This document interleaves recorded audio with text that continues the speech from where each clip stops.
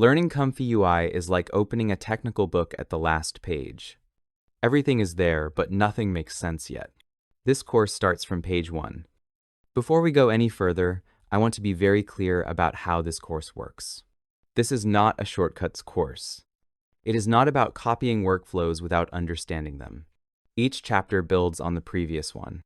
We start simple, repeat the important ideas, and only add complexity when it actually makes sense. You do not need any coding knowledge. You do not need to be technical. If you can think visually, you can learn ComfyUI. If you want to understand how AI image generation really works locally and how to use ComfyUI without feeling lost, this course is for you. My name is Pixaroma, and on this channel I focus on creating and teaching ComfyUI workflows in a simple and practical way. I am a graphic designer, not a programmer, and that is actually a good thing. Developers are great at writing code, but they often explain things in a very technical way. This course is designed from a visual thinker's perspective. My goal is to explain ComfyUI logically and visually, without needing any coding knowledge. Even if ComfyUI looks confusing right now, that is completely normal. We will start from the absolute basics and build up step by step. But before we talk about ComfyUI itself, we first need to understand what AI image generation actually is. Today, AI is not just one thing. There are many different AI models that can run locally on your own computer, such as Stable Diffusion, Flux, Qwen, and many others. It is also important to understand that ComfyUI is not limited to image generation. ComfyUI is a general interface for running many different types of AI models locally. While it is most popular for image generation, it can also be used for audio, music, video, animation, 3D, and more. As long as a model can be connected through nodes, ComfyUI can be used as the interface to control it. These models by themselves are like an engine. They are very powerful, but you cannot really use them directly. To work with them, we need an interface. An interface is what allows us to send prompts, images, and settings to the model, and then receive results back. There are many free interfaces that let us interact with these models. Some popular ones are ForgeUI, SwarmUI, Invoke, Focus, and of course, ComfyUI. They often use similar models, but they work in very different ways. In this course, we are going to focus on ComfyUI. ComfyUI is different because it is node-based. Instead of hiding everything behind buttons and menus, it shows you exactly what is happening step by step. You can see how prompts, models, samplers, and images are connected together, like building a system. Think of it like this. The AI model is the brain. The interface is how you talk to that brain. ComfyUI is like building your own control panel, exactly the way you want. Do not worry if this still feels complex. Understanding comes from seeing things connect, not from memorizing nodes. In this course, I will explain what each node does, why it exists, and how everything connects together. Before we install anything, we need to talk about how you will actually run ComfyUI. There is more than one way to use ComfyUI, and the right choice depends on your system and your expectations. Let's go to the official ComfyUI website to see the available options. The official website is comfy.org. If we go to the Products section, you can see that there are two main options, ComfyUI Cloud and Local ComfyUI. ComfyUI Cloud runs online on their servers, and it is a paid service. This option can be useful if your computer is too old or not powerful enough to run AI models locally. Local ComfyUI is free and runs directly on your own computer, assuming you have a reasonably capable system. This is the option we will focus on in this course. So let's click on Local ComfyUI. Here you can see three main installation options: download for Windows, for macOS, and install from GitHub. All of these options install ComfyUI, but there are important differences between them. In this course, I will focus on Windows operating system using the portable version of ComfyUI. All the workflows, tools, and installers I show are tested on Windows using an NVIDIA graphics card. On AMD graphics cards and on macOS, performance is usually slower, and some features or custom nodes may not work exactly the same way. So if you are using Windows with an NVIDIA card, it will be much easier to follow this course step by step as I show it. Because there are many different AI models, hardware requirements can vary a lot. Some models are small and can run on a graphics card with 6 to 8 gigabytes of VRAM. Other models are much larger and may require more than 24 gigabytes of VRAM. For this first episode, I tested the workflows on two different systems. One system uses an RTX 2060 with 6 gigabytes of VRAM and 64 gigabytes of system RAM. The second system uses an RTX 4090 with 24 gigabytes of VRAM and 128 gigabytes of system RAM. For the workflows in this episode, a graphics card with 6 to 8 gigabytes of VRAM should be enough to follow along. In later episode, we will explore newer and larger models that may require more powerful hardware. Now let's talk about which version of ComfyUI you should install. As I mentioned earlier, I am using the portable version of ComfyUI. If we click on Install from GitHub, we are taken to the official ComfyUI GitHub page. Here you can find detailed installation instructions, but they require more manual steps and setup. Over the past year, I have been using a portable version of ComfyUI that includes additional tools to make the installation process much easier. This installer installs the original ComfyUI, but it also adds helpful tools so you can get up and running much faster. This installer is called ComfyUI Easy Install. You can find it on this GitHub page. You can find the creator on our Discord community under username Ivo. Thank Ivo for this installer. This entire course is built around this version of ComfyUI. You can still use ComfyUI Desktop or ComfyUI Cloud, but some things may look different or behave differently compared to what you see in this course.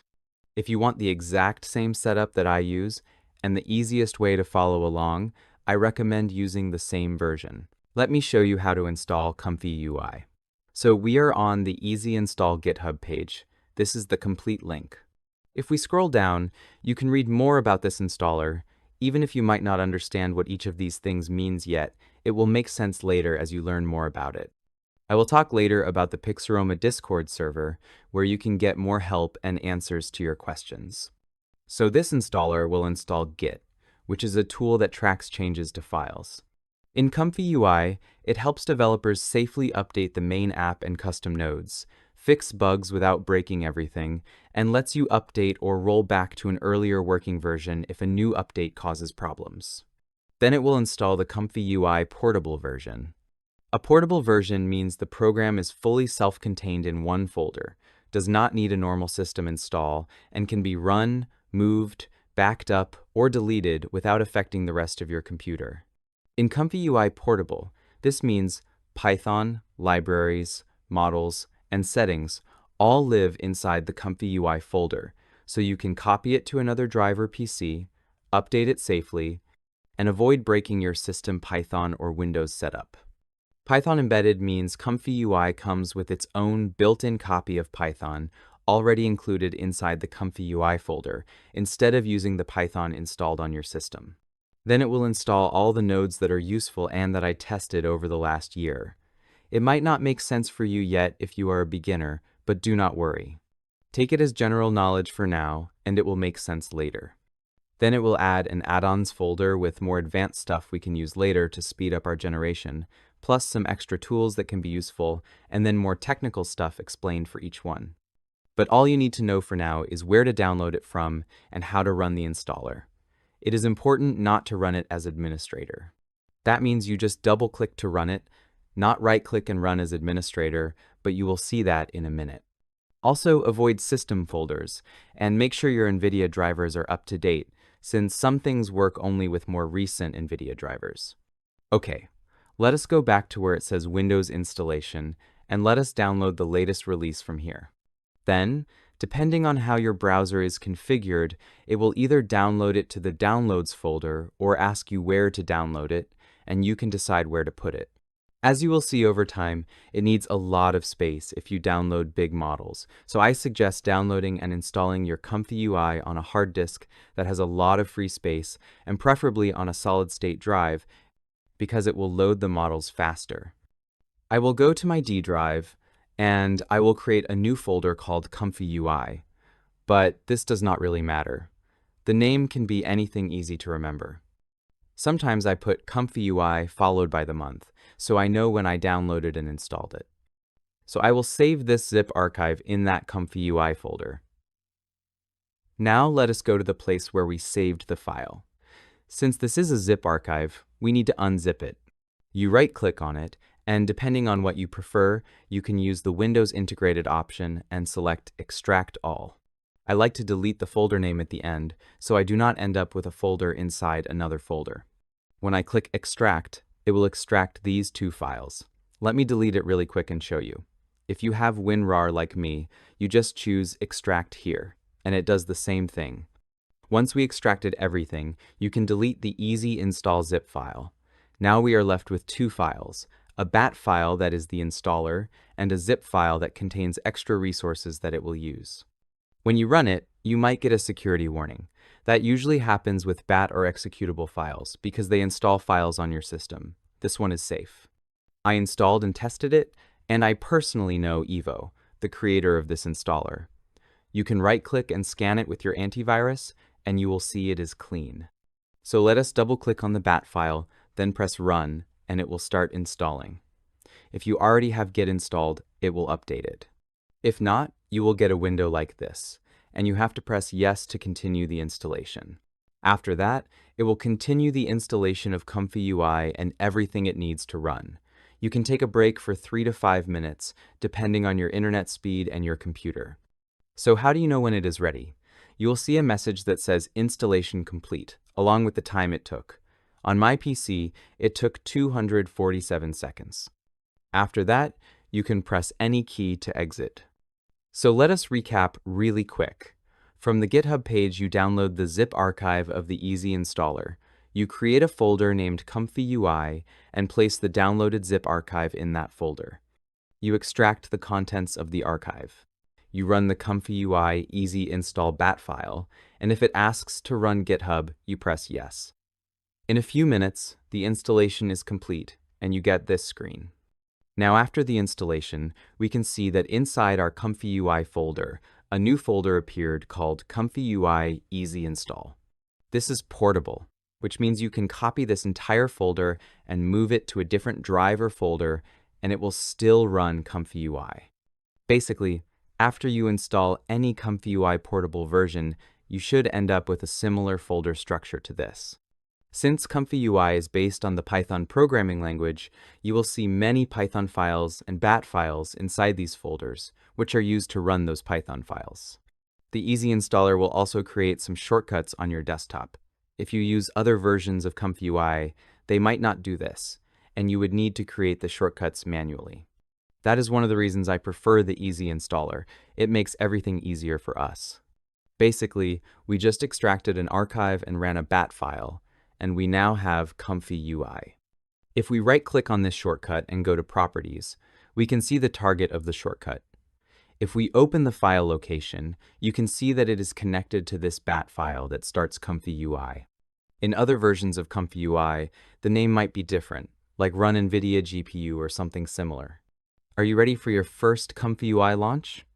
To start ComfyUI, you either use this bat file called Start ComfyUI, or from the desktop you use this shortcut called ComfyUI Easy Installer. E and Z stand for Easy, and I stands for Installer. So double-click on it, and when it starts, it looks like this. The first time it will be a little slower, but after that it will start much faster. If you are curious by nature, you can find all kinds of information about your ComfyUI and your system when it runs.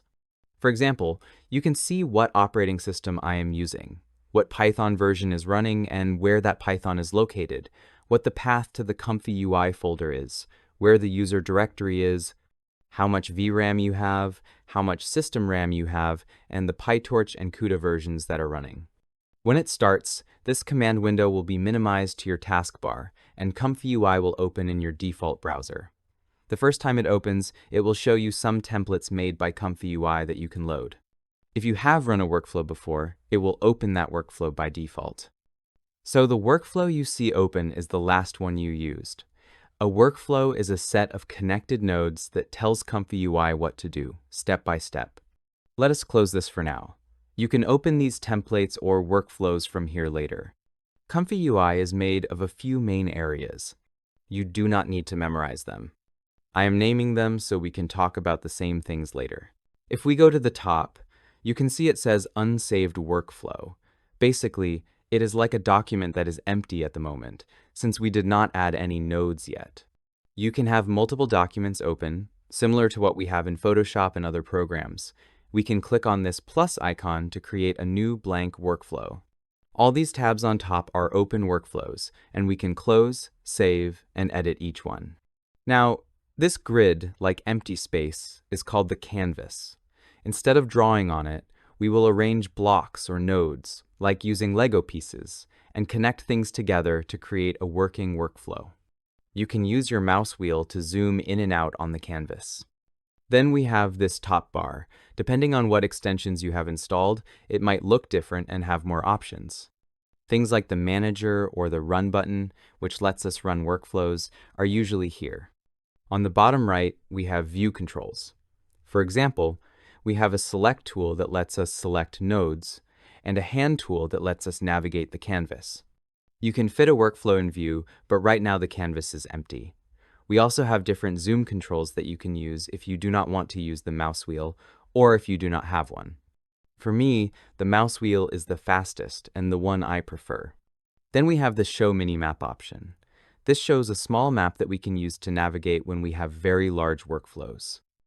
There is also Hide Links, but since we do not have any nodes or links yet, we will see that later. An important one is the main menu, which you open by clicking on the letter C, the ComfyUI logo. We also have more options on the left sidebar for nodes, models, and workflows, which we will explore soon. Back to the main menu. If we click on the C, we get this menu. New creates a new workflow, but it is faster to use the plus sign from the top bar. For File, it allows us to open, save, and export the workflows we create. For Edit, you can undo actions like moving nodes or changing something in the workflow, clear the workflow, and unload models. For View, we can enable and disable different panels, and we also have zoom in and zoom out controls. Just like in Photoshop, we can do the same things in multiple ways. It is the same with ComfyUI. For Theme, you can change how it looks, but at the beginning, I suggest leaving it on default so it is easier to follow tutorials. Nodes 2 is in beta at the moment of this recording and still has some bugs, so I suggest leaving it off until it is more stable. You can browse templates and open settings, which we can explore later. For now, the default settings work fine. Templates and settings can also be accessed from here, so again, there are multiple ways to access the same things.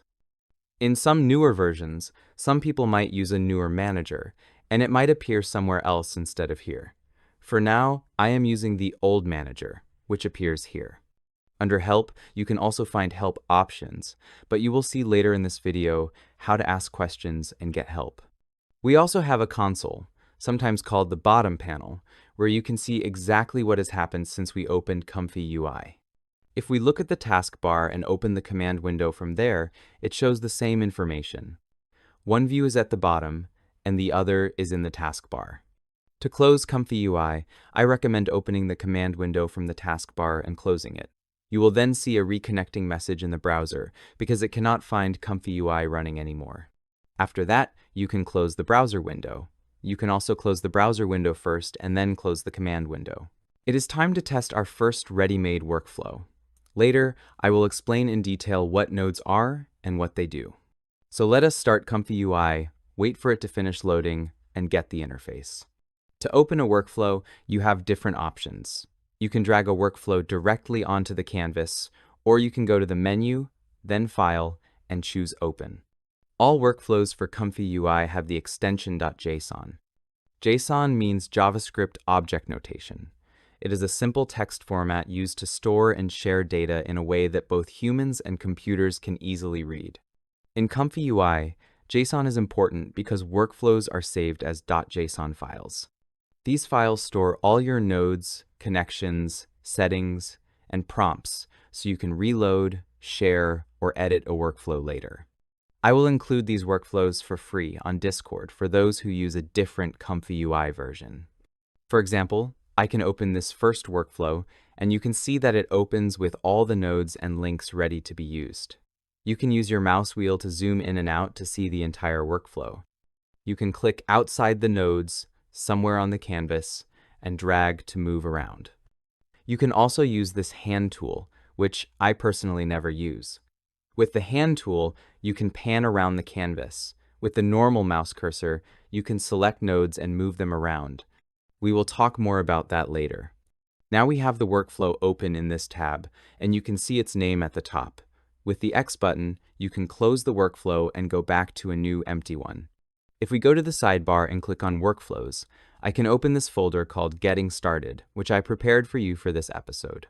Only the easy installer comes with these workflows, so if you are using a different version, you can get the workflows from Discord. You can also make the sidebar wider if you want to see the full text. I added a few workflows here to test in this episode. This one is just a help file with notes and useful information that we will use later in the video. Let us close it and open the one with number 1 in front, called Juggernaut Reborn. If I click on Workflows again, the sidebar collapses. Now let us move around using the mouse, left-click and drag to see it better. Each of these blocks is called a node. All nodes are connected to each other using links, those small cables that go from one node to another. Usually, a workflow is built from left to right. When you run a workflow, it processes from left to right. If something does not work or the workflow is broken, ComfyUI tells you where the problem is. Think of it like a car dashboard. If a door is open or a light bulb is not working, you get a warning icon. It is the same here. Errors look like this. It says prompt execution failed, and it also tells you something like value not in the list. These are some of the simplest errors to fix. It is like the car telling you a light bulb is missing. In ComfyUI, it means a specific value, object, or file could not be found. In our case, it could not find the checkpoint name, which is the model name, the brain as we called it. ComfyUI workflows include all the nodes and settings, basically the interface, but they do not include the models themselves. Those brain or engine files are not included.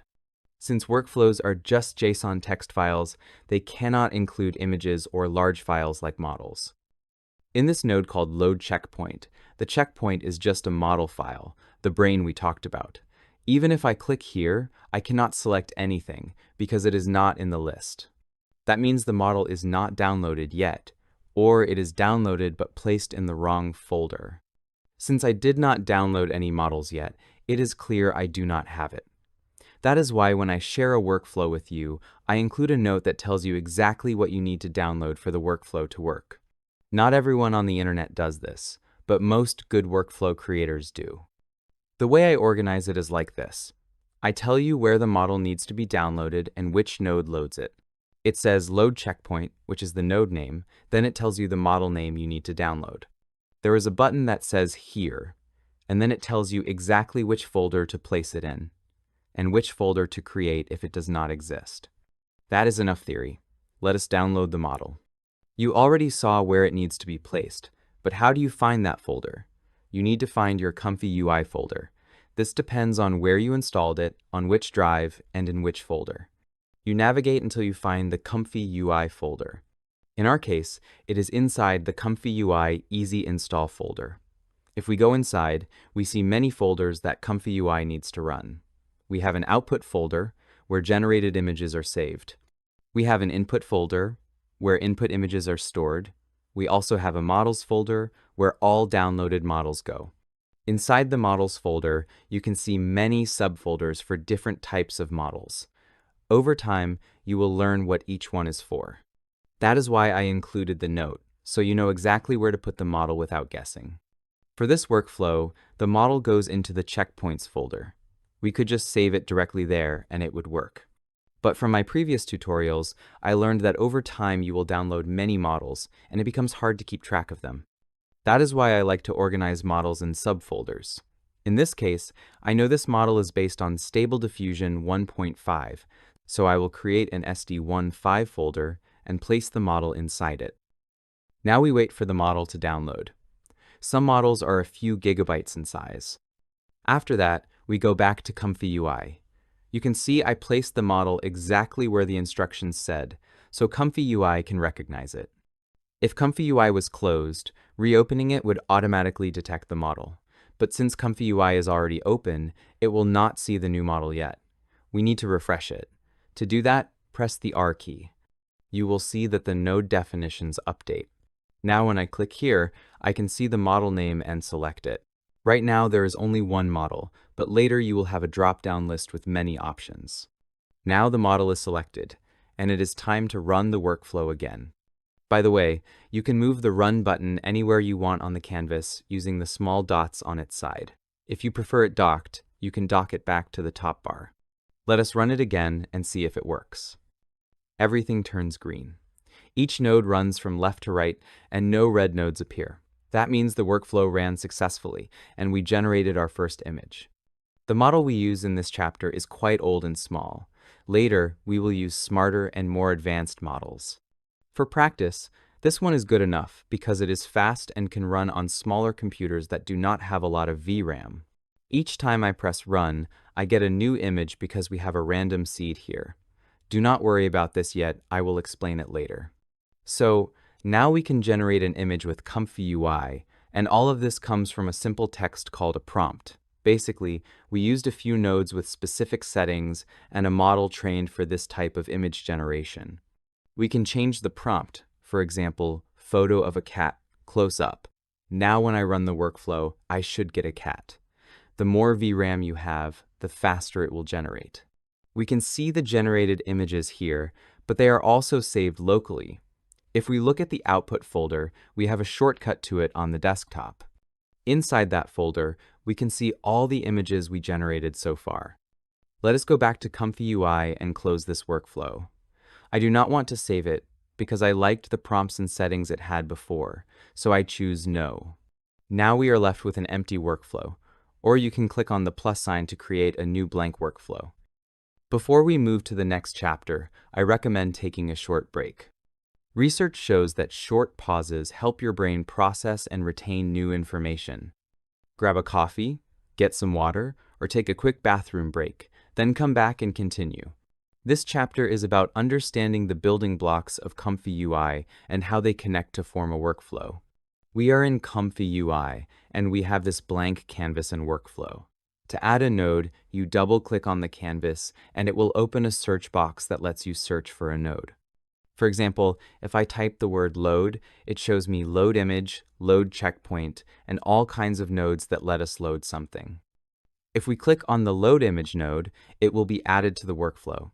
The position where it is added depends on where you double-click on the canvas. You can also move it after. You just left-click on a node, hold the left mouse button, drag it to where you want it, and then release the button. To deselect a node, you just click anywhere on the empty canvas. For me, that is the fastest way to add a node, but there are other methods.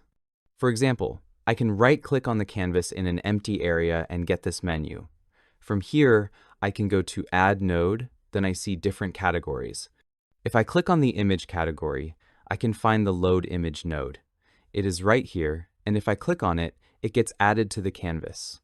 After that, you can move it and arrange it wherever you want. Another method is to use the node library in the left sidebar. Here, we have all these categories. If I click on the image category, I can see the Load Image node. This is a good option if you do not know exactly which node you are looking for. You can also search for a node here to filter the list, then add the node or drag it onto the canvas.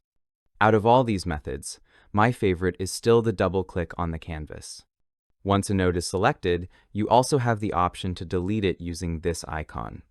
You can also use the delete key or the backspace key to delete a node after you select it. The load image node is how we bring an existing image into ComfyUI so other nodes can work with it.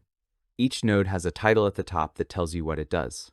Below that, it has controls, inputs, and outputs that connect it to the rest of the workflow.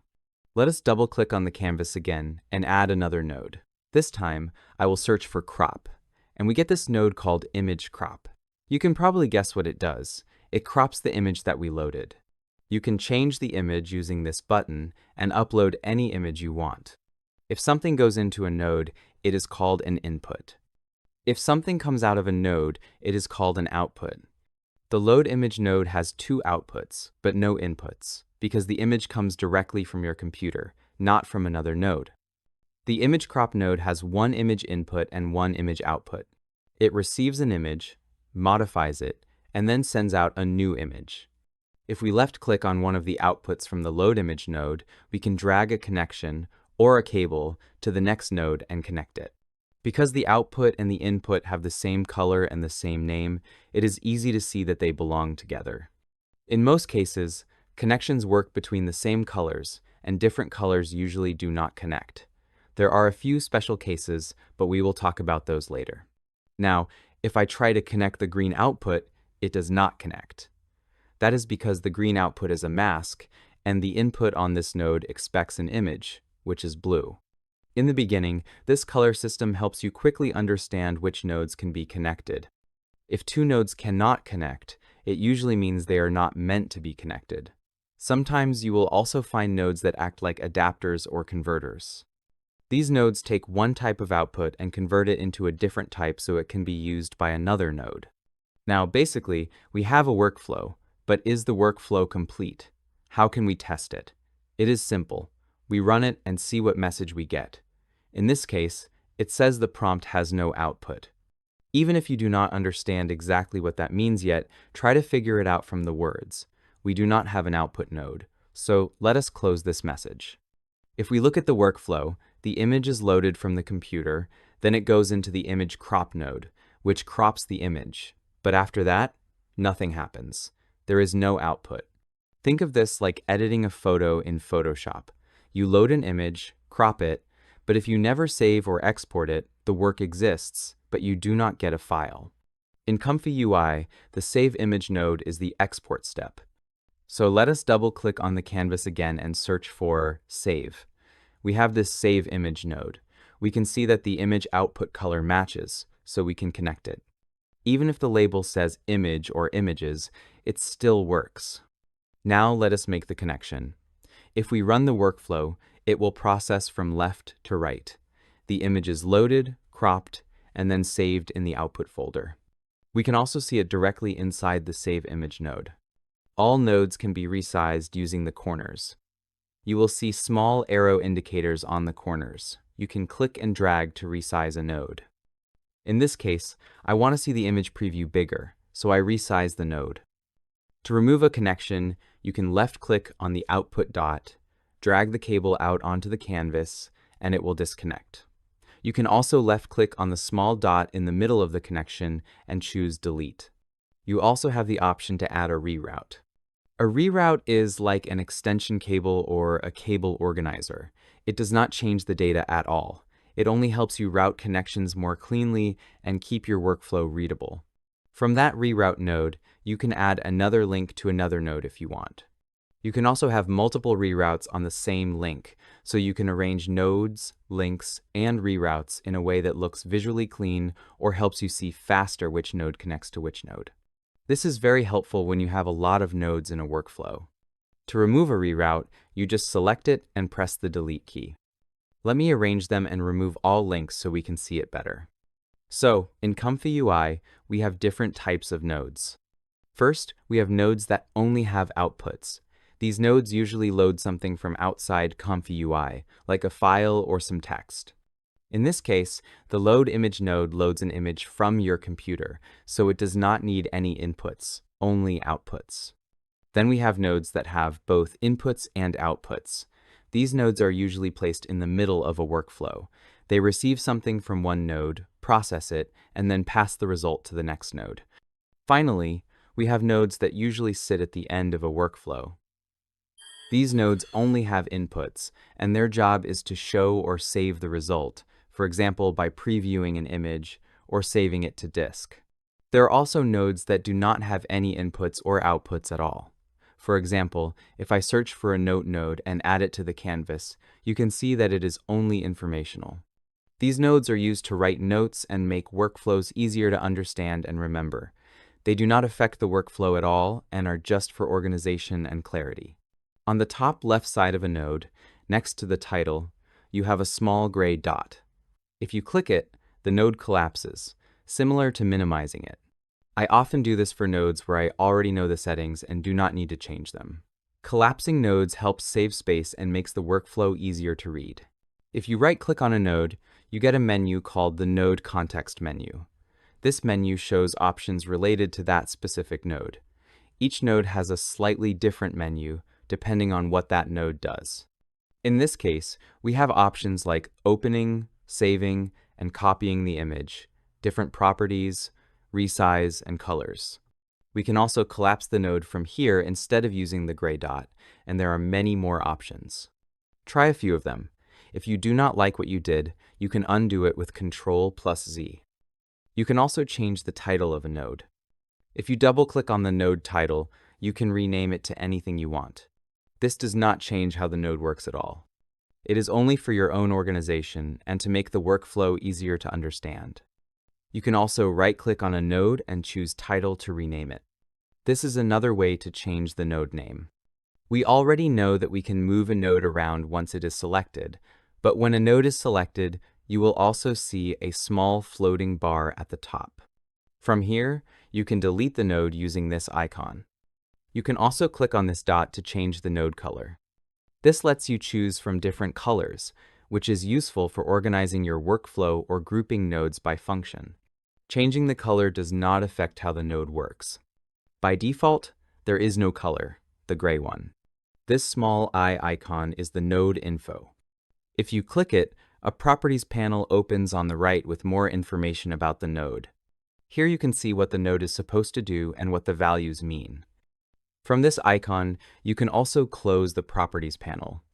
All nodes, especially the default ComfyUI nodes, should have some kind of info, unless it is a custom node and the creator did not add any documentation. You can drag this side panel and resize it the way you like. Here you can see all the information about the image crop node and what each setting does. Let us close it for now. If you hover over an icon, you can see more information about what it does. For example, because this node works with images, it lets you open it in the mask editor. If we click on it, you can see that it opens in the mask editor. This will be useful later when we do in-painting and image editing, but that is for another episode.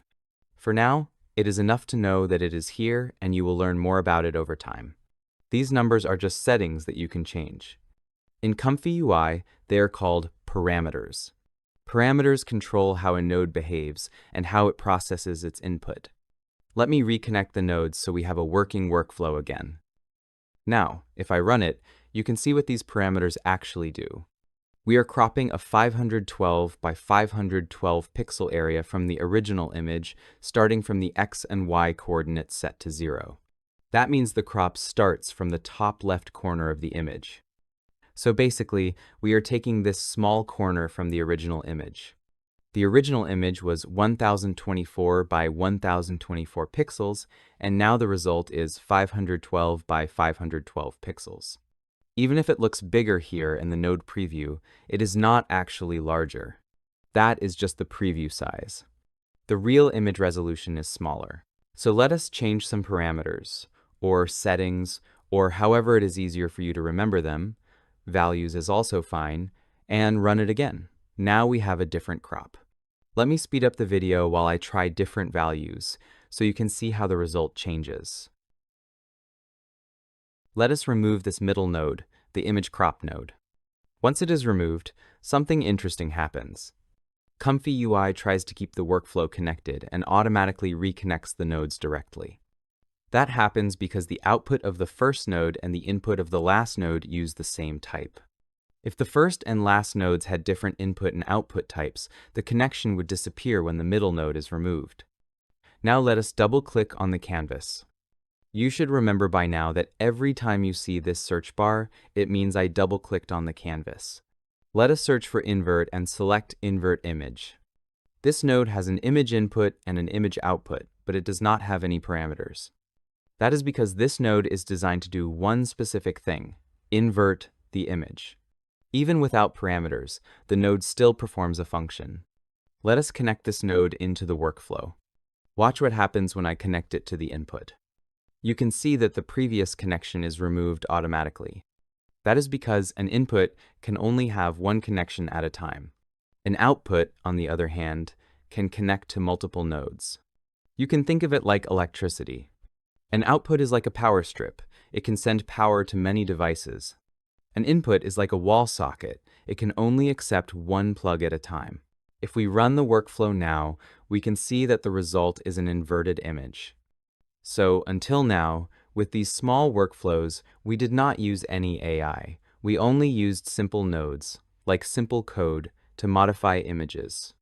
We will see more in the next chapter, when we build a bigger workflow that uses Stable Diffusion to generate an image from text. But these small steps help you understand how things work. At least I hope they do. You can always ask any questions you have on Discord, as we will have a special section for this episode on the Discord forum. So we learned that save image is usually the last node in a workflow, since it does not have any outputs, and because the output is an image that goes to disk, not to another node. But that does not mean we cannot continue the workflow.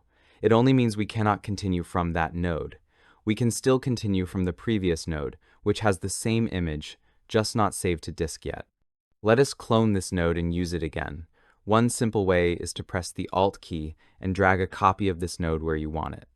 Let us delete it and try again.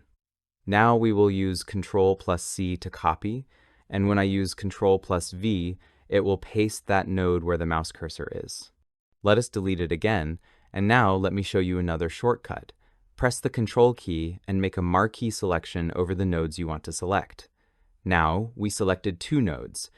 With Ctrl+C, we copy all selected nodes, and with Ctrl+V, we paste them. If you click and drag from any of the selected nodes, you can move them together. If you press Delete while both are selected, it will remove both.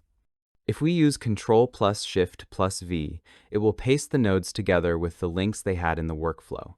Now we have this extra link here.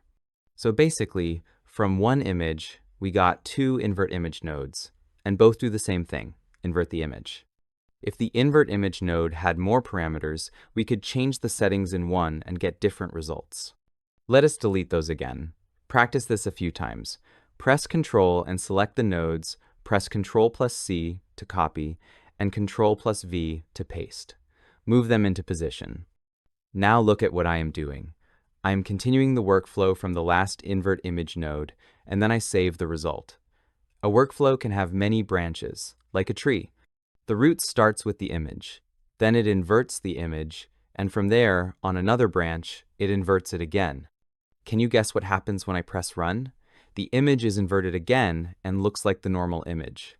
The original image is inverted, then that inverted image is inverted again, and we get the original result. We can continue the workflow even more. From the image that was inverted twice, we connect it to an image crop node. Now, instead of double-clicking and searching for a node, we can drag a connection and release it. When we do that, a context menu appears with suggested nodes. From here, I can easily pick the Save Image node, and it is added already connected. Let us delete it and try again. Drag the connection and release it, then select Search. When I select the Save Image node, it is added already connected. Let us place the nodes properly and run the workflow. You can see how many operations are now in this workflow. With a single image, we can invert it again, crop it, and save it. This is similar to a small program or an action in Photoshop, but with more control and much more flexibility. There are nodes for images, audio, 3D, and many other things. This is where you start to see the power of ComfyUI. Now let us select everything. Hold Ctrl and drag to select all nodes. You can press Delete to remove everything. Or let us cancel that and do it another way. Go to the menu, then Edit, and choose Clear Workflow. It will ask if you want to clear it. Click OK, and now we have a blank workflow again. Do you like math? I know you do not like it, but I just want to show something quick to see the different things it can do and help you understand ComfyUI better. Double-click on the canvas and search for math. You will see a few math nodes. If we look on the right, you can see different names like ComfyUI Core, KJ Nodes, Easy Use. These names are the names of custom nodes or extensions. By default, ComfyUI comes only with the nodes you see under ComfyUI Core. With the Easy Installer, you also get a few extra custom nodes already installed. We will talk more about custom nodes later when we get to the manager.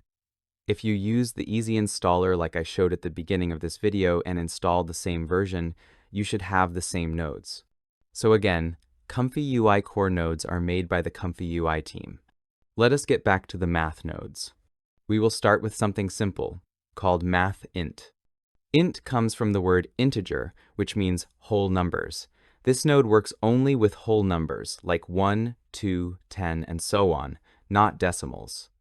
All custom nodes have an extra label on the top right that shows which custom node pack they belong to. This makes them easy to spot compared to built-in nodes. These math nodes are used for simple calculations, similar to a calculator. I personally do not use math nodes very often, but they can be very useful for automation. For example, you might load an image, read its width or height, and then use math nodes to calculate a new value based on that size. This allows you to automatically adjust things like resolution without manually changing numbers every time. In this case, we have letter A, letter B, and an operation. The default operation is add. Let us set A to 5 and B to 3. For the operation, we will leave it on add for now. Let us add another node that I use often, called preview as text. You can see it comes with ComfyUI. This is one of those special nodes I mentioned earlier that can be connected to almost anything. Even if other nodes cannot connect directly, this node will convert the value to text and display it. If I run the workflow, you can see the result. Even though they look the same, one is actually a number and the other is a text display of that number. This makes more sense if you have coding experience, but we will not get into technical details here. What is important to remember is that we can use this node to see a result as text. It also has options for how the preview is displayed. Let us move this node down and make a copy of the math_int node. Now remember, we have a result in this node, but it is not visible unless we use a node to preview or save it. Here is something interesting. We do not see any inputs on this node, but when we drag a link to it, 2 input dots appear. This means we can actually connect values directly to these fields. You will see this behavior with many nodes that have number fields or text fields.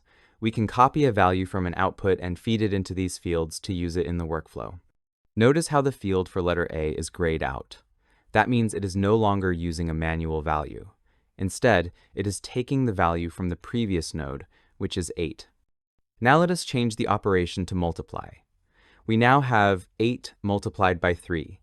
Let us add another preview as text node to see the result. When we run it, the result is 24, as expected. Let us remove that preview node and arrange the layout.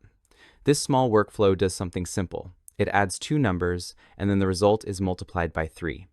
That 3 could also come from another node, and so on, until you build more complex workflows. If I change the value to 4 and run it again, we get the correct result for that formula. I hope this was not too much math. Now let us select the middle node that does the multiplication and right-click on it. We have a function called bypass. When we enable bypass, the node is temporarily ignored, as if it is not part of the workflow. By the way, you can also access bypass quickly from this icon when the node is selected. Now if I run the workflow, you can see it ignored that node and only did the addition. If I enable it again and run the workflow, it takes that node into account again. You can see that the node changes color and becomes purple and semi-transparent. This visual change tells us that the node is deactivated. Bypassing a node is useful when you want to test a workflow without removing the node completely. Hold the Control key and select all 3 nodes. Now, if we right-click on an empty area of the canvas, we have the option to add a group. If we choose Add Group, it will create an empty group. But since we already selected the nodes, it is better to choose Add Group for selected nodes. This creates a group that contains all those nodes. You can think of a group like a folder that holds multiple nodes together. One very important thing to remember is that if you want to move the group with all the nodes inside, you need to drag it using the group's top bar. If you select and move an individual node, it will move outside of the group. Groups can also be resized. You can see a small triangle in the corner that lets you change the size of the group.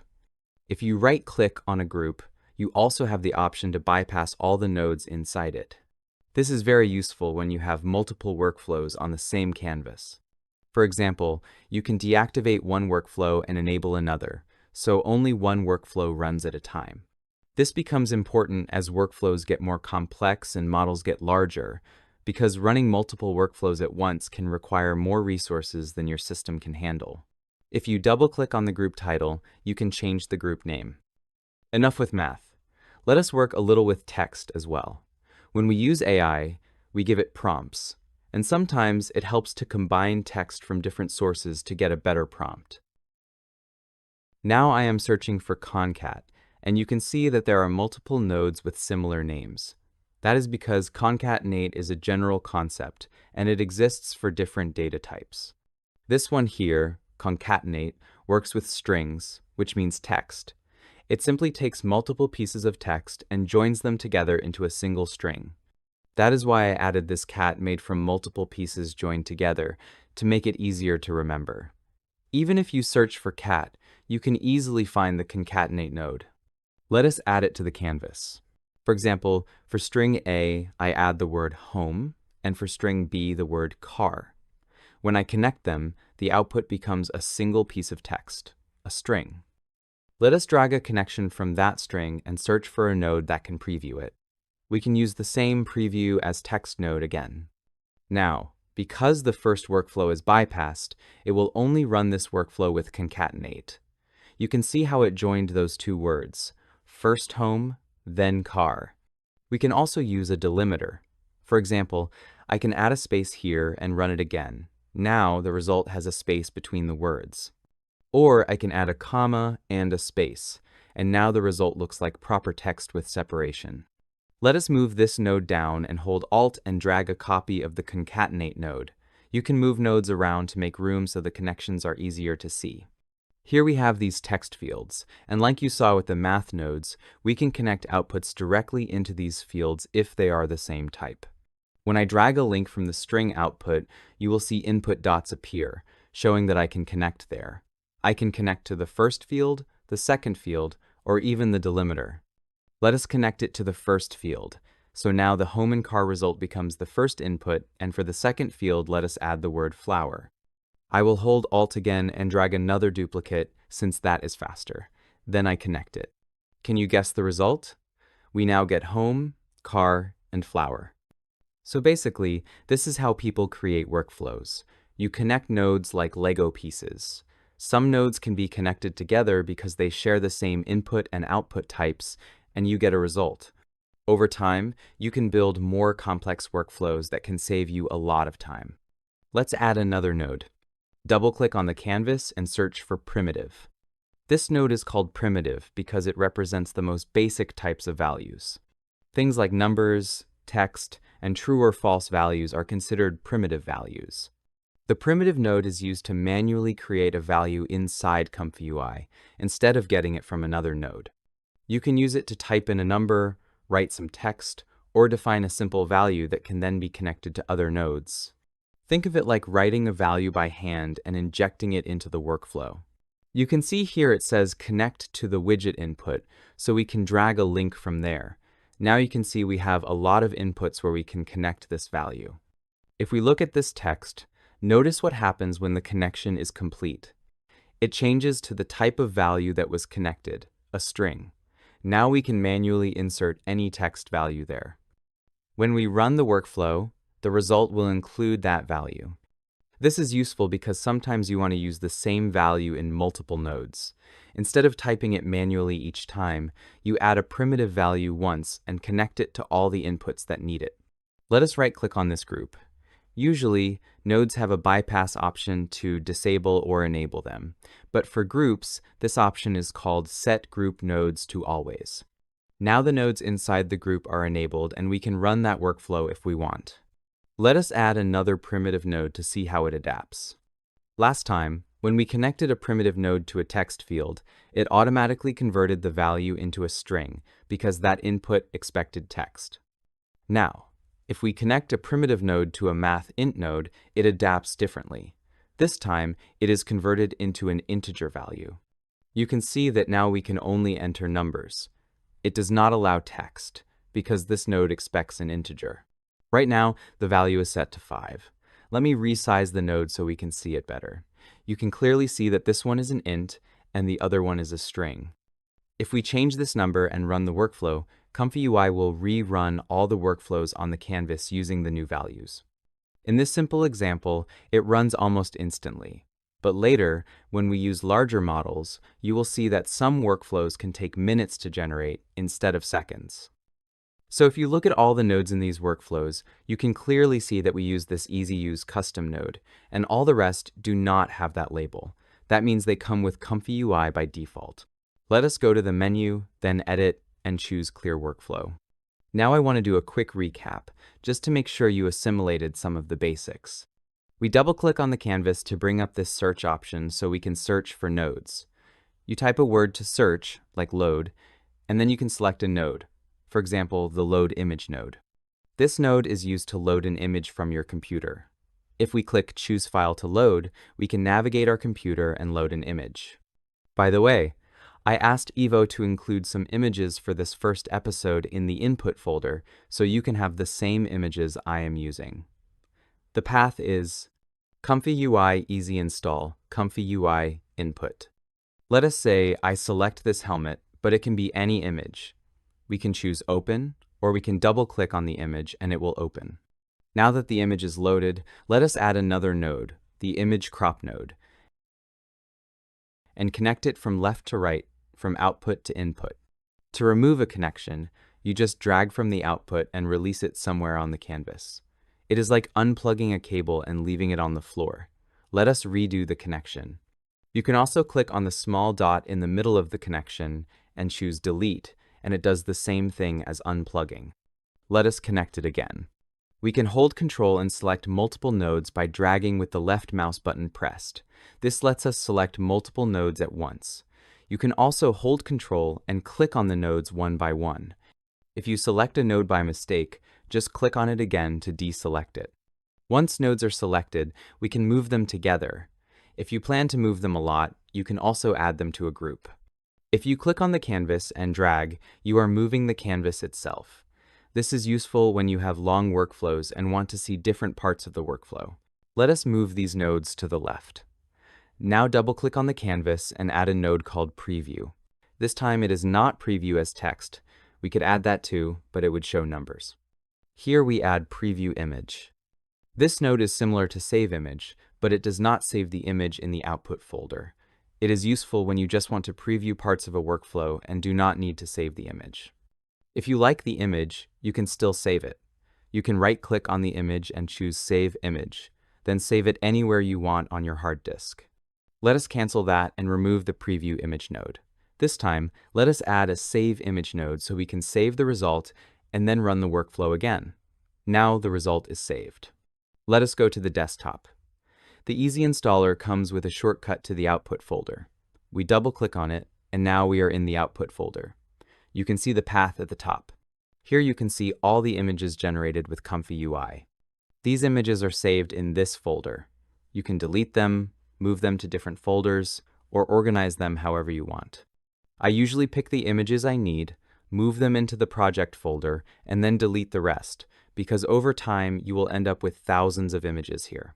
We can see the helmet image we just generated, but not the previous one from the Preview Image node. If we go back one folder to the main ComfyUI folder, we can see a temp folder. ComfyUI uses this folder to store preview images temporarily. The contents of this temp folder are deleted when you start ComfyUI again. So you can still recover preview images even if you did not save them right away, as long as you did not close ComfyUI yet. We can collapse a node using the top left gray dot and click it again to expand it. Once a node is selected, it has multiple options at the top. One very useful option is the info icon, which gives you more information about the node. You can close the properties panel from here. We can change the color of the node, and this symbol here is for subgraphs. Subgraphs are a bit more complex, so maybe in a later chapter or another episode we will talk more about them. This arrow lets you bypass the node, and if you click on these dots, it shows even more options for the node. For example, you can change the shape, change the color, or pin the node so it is fixed and cannot be moved. If we move these nodes apart to see the links, we can also hide the links from here. Be careful with that, because it can look like no nodes are connected. I never use this option, because I like to see how nodes are connected. It helps me understand the workflow better. If you do not like how the links look, there are ways to change their shape. I like the default look, but some people prefer other options. If we go to the bottom left or open the menu and go to Settings, we can change this. Let us click on Settings. Here we have many settings we can change. Let us search for Link, since we want to change how links are displayed. You can see the current one is called Spline under Link Render Mode. If we change it from Spline to Straight and close the settings, you can see the links are now straight, but they still adapt when you move the nodes. Let us go to Settings again and change it to Linear. Now the links are always straight lines. Let us change it back to the default, which is Spline. Now let us remove all the nodes. I personally prefer the spline view because it reminds me of sci-fi scenes with lots of cables hanging around. Let us double-click on the canvas and add a load image node again. Now let us add another node and search for upscale image. We will select the node called upscale image by and move it closer so we do not waste space on the canvas. Then we connect it to the workflow and add a save image node at the end so we have a complete workflow. If we run this now, we get the same image as before. That happens because some nodes have default values that do not change anything. They only start doing something once you change their parameters. In this case, the upscale value is set to 1. Scaling by 1 is like multiplying a number by 1, you get the same result. Now let us increase the scale by value to 2. When we run it again, the image is upscaled by 2 times, so we get double the resolution. This is similar to resizing an image in Photoshop. In this case, it does not use AI to add new detail, it simply enlarges the image. These upscale methods are different ways of resizing an image. Nearest exact copies pixels exactly, so it is very fast and keeps hard edges, but it can look blocky. Bilinear smooths pixels together, giving a softer result that can look slightly blurry. Area is mainly meant for downscaling and is not ideal for upscaling images. Bicubic uses more surrounding pixels to produce smoother and better looking results. Lanczos preserves detail and sharpness the best, but it is slower than the others. Let us say you do a lot of changes to a node, like titles, values, and colors, and you forget how the default values were. You can add the same node again and redo all the values and connections, or you can right-click on the node and choose Fix Node, Recreate. If you select that, the node goes back to its default state. If you right-click again, you also have the option to clone the node and move that clone wherever you want. You can also do this faster by holding Alt and dragging the node. You can remove a node from this menu, but pressing the Delete key is faster. We also have this pin option. If you use it, a pin appears at the top of the node, and now if you click and drag, the node does not move. It is pinned to the canvas. To move it again, you need to right-click and select Unpin. Sometimes, when you get workflows from the internet, some people stack many nodes on top of each other and pin them. It can look like there are only 2 nodes, even if there are 10 nodes behind one. I do not recommend doing this. If you do not want people to use your workflow, just do not share it.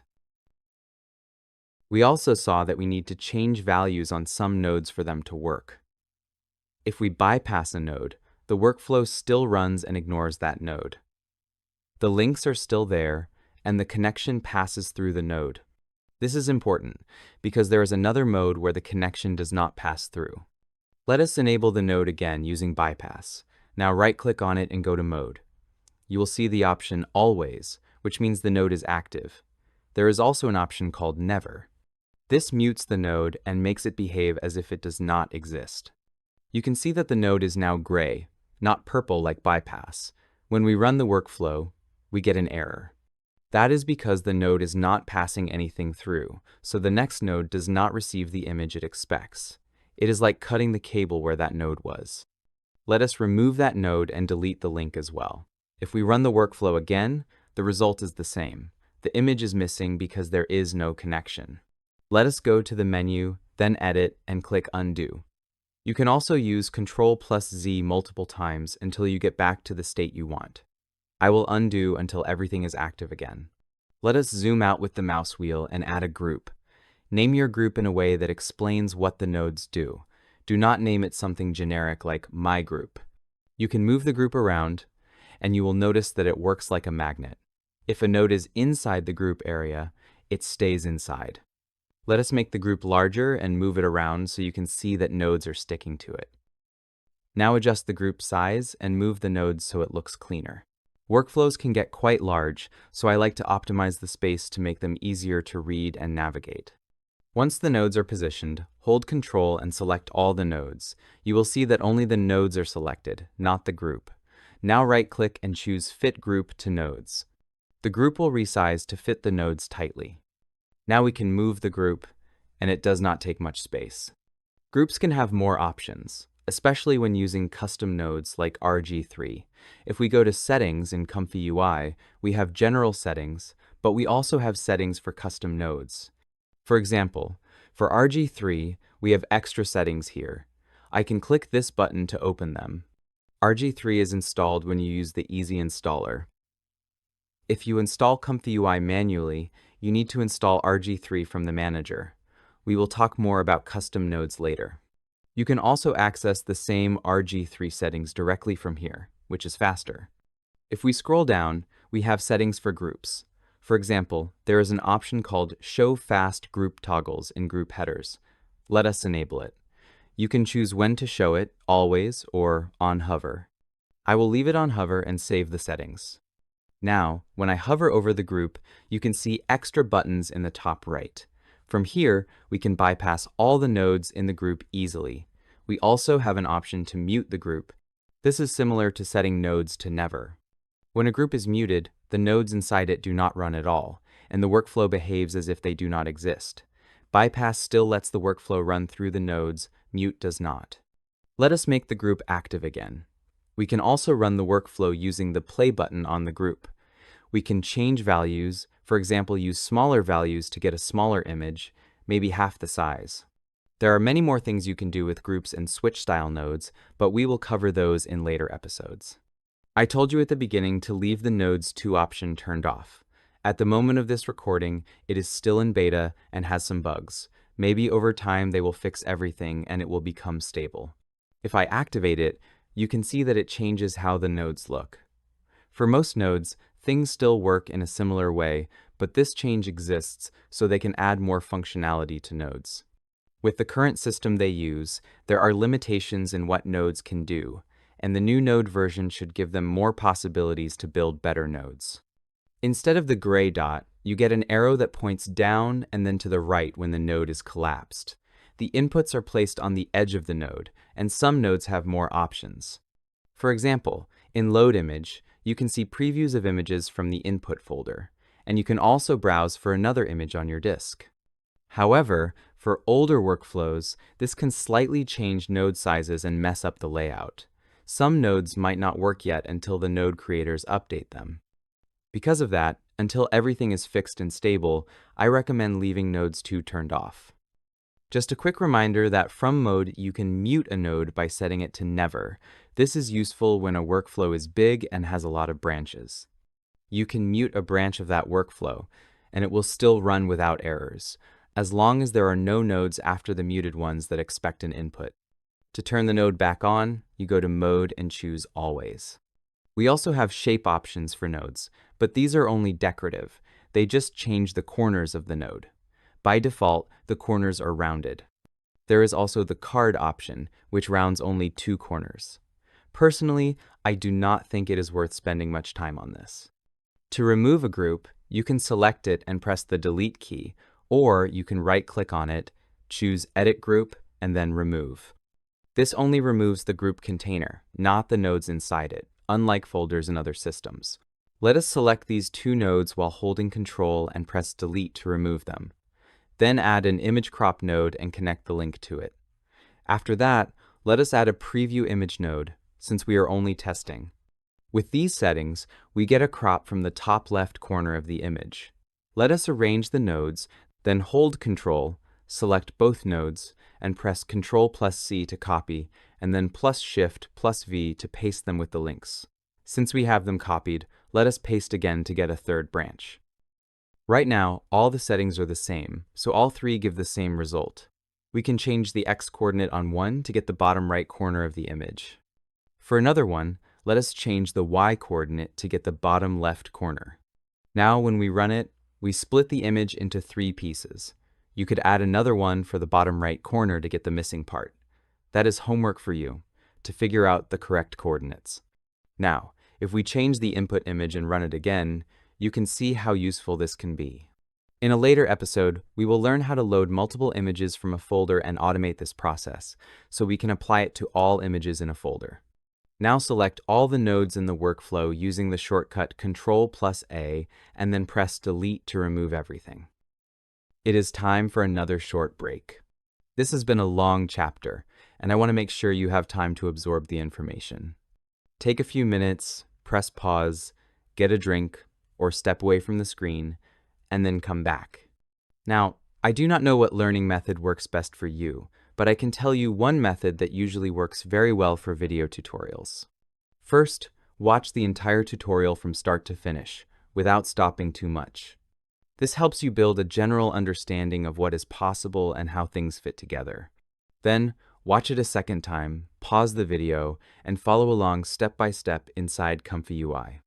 After that, try to repeat the same steps without the tutorial playing, just from memory. Once you are comfortable, start experimenting. Try changing nodes, parameters, or settings that were not covered in the tutorial. And if something does not work or you get stuck, that is completely normal. You can always go back to the tutorial, re-watch a part, or ask questions on Discord. Learning ComfyUI is not about speed. It is about understanding. It is time to build a workflow from scratch. But first, let us go to Workflows. Open the Getting Started folder, and open workflow number 1, the one we used in a previous chapter. What I want to do now is give you an analogy so you can understand what is happening here with all these nodes connected, so it makes more sense. I will use a note node and add some info next to each node. You do not have to do that. Just watch and pay attention. I will open the same workflow, but with those notes added next to each node, and I will explain each one in detail. You probably noticed by now that when we generate images with AI, we usually download a file called a model.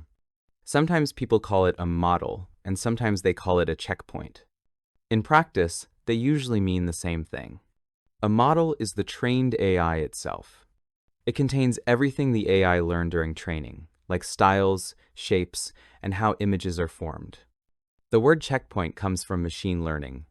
During training, the model is saved at different points in time, called checkpoints. Those checkpoints are what we download and use. So when you hear model or checkpoint, you can think of them as the same thing, the trained AI file that does the image generation. In ComfyUI, you will often see the term load checkpoint, but what you are really doing is loading the model you want to use. We can think of the model as the photographer we want to hire. The load checkpoint node is the step where we actually hire that photographer. Depending on what the photographer learned during training, they will be good at different types of photos. That is why there are so many different models available. Just like in real life, some photographers specialize in portraits, others in landscapes, macro photography, or food photography. AI models work in a very similar way. The better and more complex the training of a photographer, the more expensive they usually are. In our case, that cost is not money, but computer power. Larger and more advanced models usually need more VRAM and a stronger graphics card to run properly. To keep things simple, for now we are hiring one photographer. We will use a model called Juggernaut Reborn, and this is the photographer that will generate our images. So now that we hired the photographer, what comes next? We need to give instructions to that photographer about what we want to get and what we want to avoid. These instructions are called prompts. We usually use a positive prompt to describe what we want to see in the image and a negative prompt to describe what we want to avoid. In ComfyUI, we use the same node for both. I just colored one green for the positive prompt and one red for the negative prompt so they are easier to recognize. The node we use is called Clip Text Encode. This node takes our written text and translates it into a form that the model can understand. In simple terms, Clip Text Encode acts like a translator between human language and the AI. It turns words into instructions that the photographer can follow during the photo shoot. Besides giving instructions on how the photo should look, we also need to decide how big the photo will be. For that, we use the empty latent image node. This node is like choosing an empty photo paper before taking the photo. Here is where we decide the width and height of the image. We are defining the size of the photo before it even exists. At this stage, there is still no image. It is just an empty space where the photo will be created.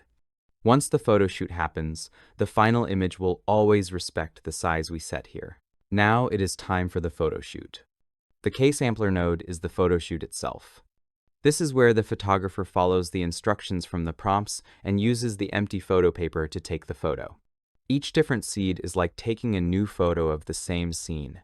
The idea is the same, but the result is slightly different every time.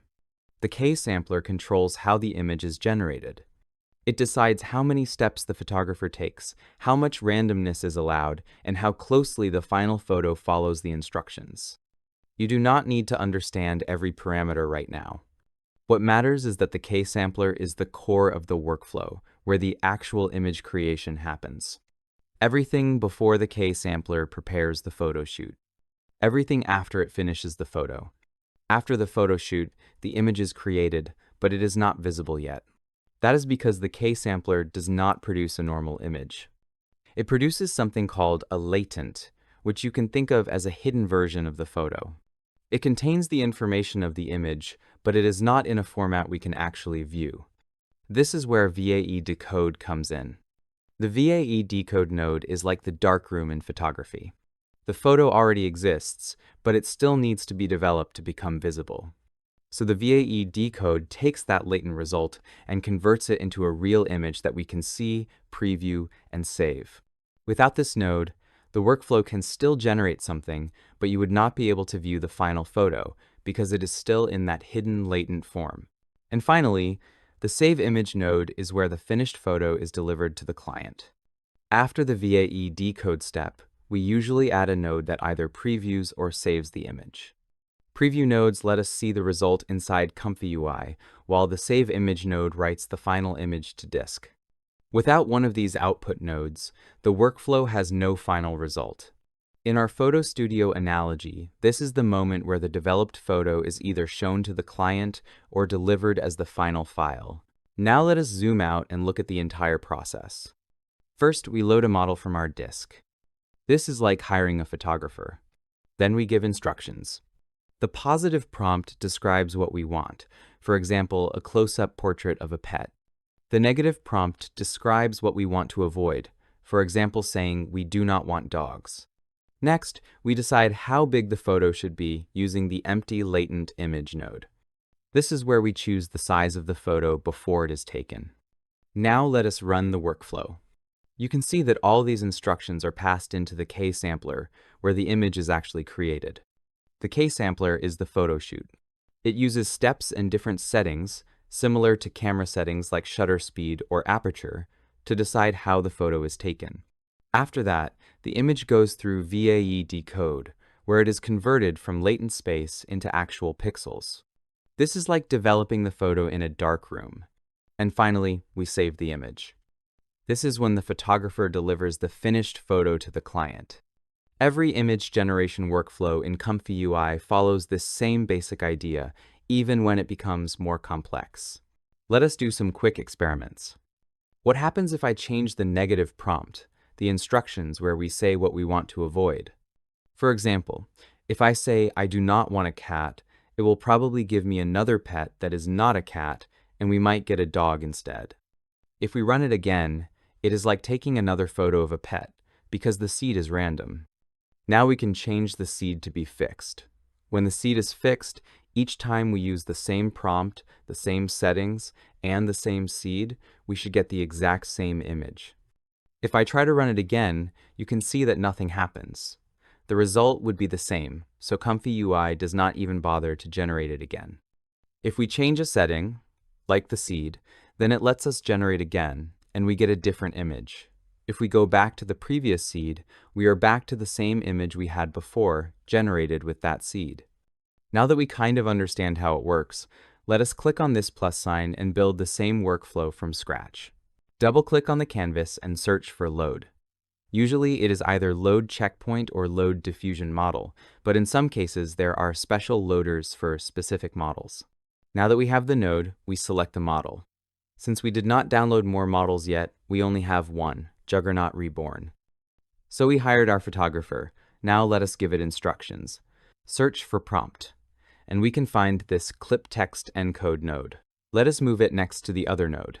I like to change the color to green for the positive prompt. Right-click and clone the node, or just hold Alt and drag the node to make a copy. For this second one, let us change the color to red. Again, this does not influence how it works. It is the same node. It is just visual. For the positive prompt, I will add close-up portrait of a pet. For the negative prompt, I will add cat. Not all models use negative prompts.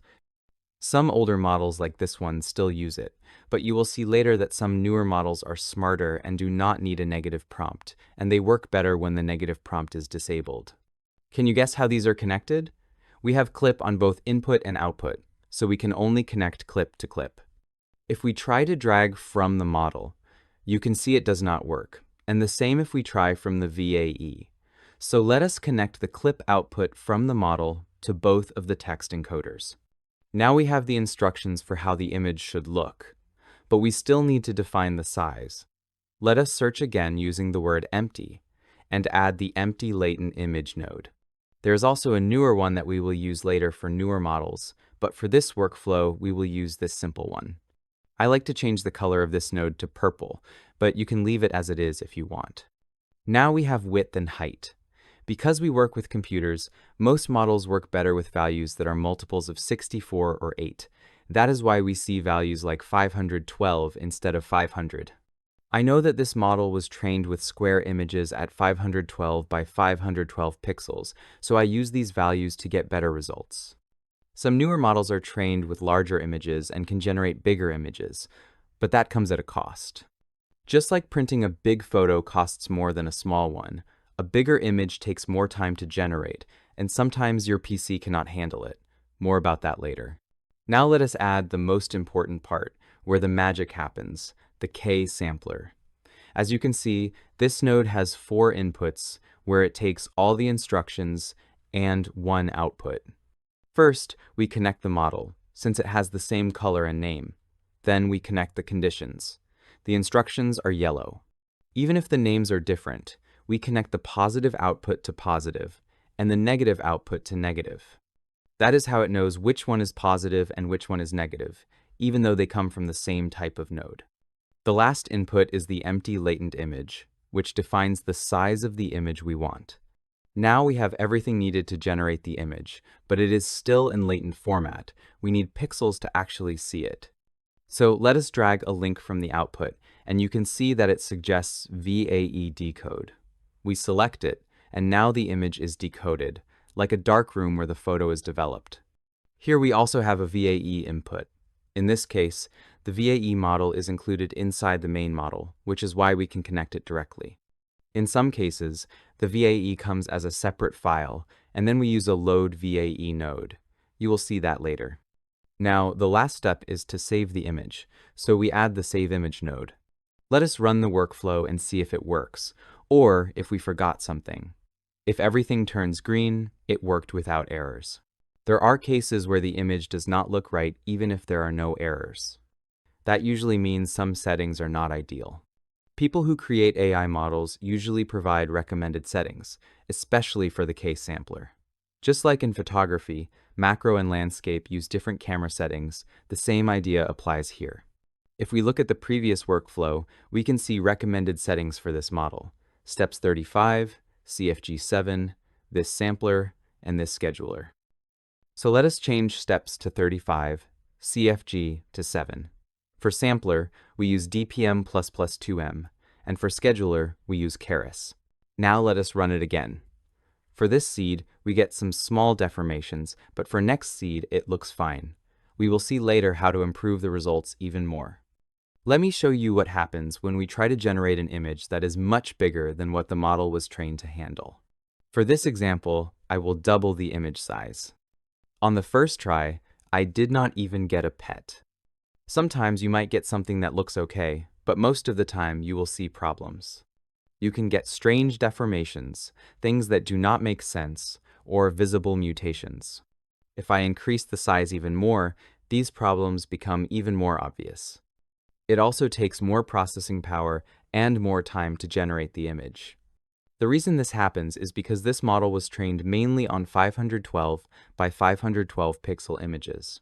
When we ask it to generate a much larger image, it struggles to understand the full space. You can think of it like the model trying to generate the image in parts.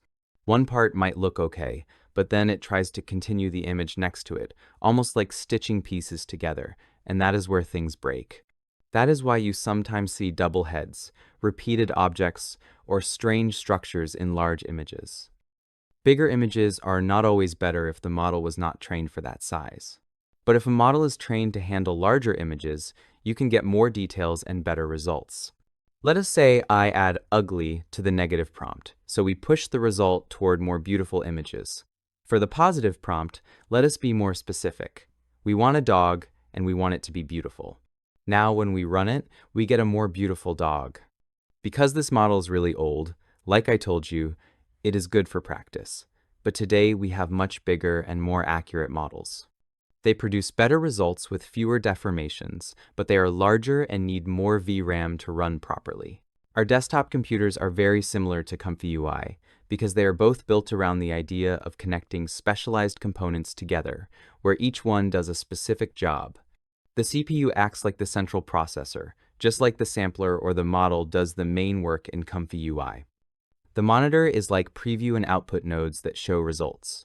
The keyboard and mouse are inputs, just like prompts and parameters. Printers and speakers are output devices, like save image or audio nodes. Routers handle communication, similar to data links between nodes. The reason we design systems this way is because breaking complex tasks into smaller, connected parts makes them easier to understand, easier to control, easier to upgrade, and more flexible. That is exactly why ComfyUI uses nodes instead of hiding everything behind a single button. Now that we know how to create a workflow, we also need to learn how to save it. If you look at the top, you can see it says unsaved workflow. That means none of these settings or nodes are stored yet. If you want to reuse the same workflow later, without recreating everything from scratch, you need to save it. If I click on this arrow next to the workflow name, you can see there are several save options. Personally, I prefer using the main menu. So I go to File, and here we have Save, Save As, and Export. When you click Save and the workflow has never been saved before, ComfyUI will ask you to give it a name and choose where to save it. If the workflow was already saved and you just made changes, clicking Save will overwrite the existing file with the same name. Save As lets you save the same workflow under a different name. This is the option I use the most, especially when I want to create variations of a workflow. Export is very useful because it is not limited to the ComfyUI workflow folder. It allows you to save the workflow anywhere on your computer, even outside the ComfyUI folder. The API option is mainly used when working with online or cloud-based workflows, so we will not use it here. So let us click Export. Now it asks for a name. Choose a name that makes sense to you. Click Confirm, then choose where to save it. For example, I can save it on my desktop. You can see that the file is saved with the .json extension. This JSON file contains all the nodes, connections, and settings of your workflow. This file is your workflow, and you can open it anytime, share it with others, or modify it later. JSON files are simple text files. You can open them with any text editor, like Notepad. JSON stands for JavaScript Object Notation, and it is just a structured way of writing text so both humans and computers can read it. In ComfyUI, the JSON file stores things like node types, connections, parameters, and settings, all written as text. That is why workflow files are small in size and easy to share. They do not include images or models, only instructions. If we go to Workflows, you can see I have that folder with workflows saved there. You can do that too. Go to the menu, go to File, choose Save As, give it a name, and confirm. Now if we go to Workflows, we can see the workflow is saved there. Right now it is not organized into any folder, it is just in the main list, but you can add a folder name in front of the workflow name when you save it. For example, folder name, then a /, then the workflow name. Let us see where it is saved. Go to your ComfyUI folder, then inside the ComfyUI folder, go to User, then Default, then Workflows. Here you can see your saved workflow and also the folder I created for this course that comes with the Easy Installer. You can create your own folder manually. For example, I can create a folder called My Workflows, then drag that workflow into it. Now if we go back to ComfyUI, nothing changes immediately because ComfyUI usually reads this when it starts, but we can refresh using this refresh button. Now our folder appears there, and we can see the workflow inside it. I suggest organizing your workflows like this because over time you will have a lot of workflows and it becomes hard to keep track of everything. By the way, you can also use this search bar to search for a workflow by name. We also have a bookmark icon. If we click it, the workflow is added to the bookmarks at the top, so the ones you use the most stay there. If you click the bookmark again, it is removed from the favorites list. Let us collapse this and I will show you one more thing. If we go to the desktop and open the shortcut for the output folder, or if we go directly to the output folder, you can see all the images generated so far with ComfyUI. The last one is this dog. You probably did not think about this yet, but if you open an image generated with ComfyUI in Notepad, you can actually see some code at the beginning. Just like with workflows, this happens because ComfyUI attaches the workflow to the image when it saves it. After that, there is the image data, which we cannot really read. This means that every image has the full workflow embedded in it, including all the settings and prompts. Let me drag this image onto the ComfyUI canvas so you can see what happens. Now you can see that it loads as a workflow with the file name. If we generate again, we get exactly the same image, because it uses the same seed and settings. Let us go back to the output folder and drag a different image, for example this robot. Now it loads that workflow, and if we run it, we get the exact same robot. This is very useful. Another thing you might notice is that all images start with the word ComfyUI, followed by a number. This happens because in the Save Image node, the prefix is set to that value. We can change it.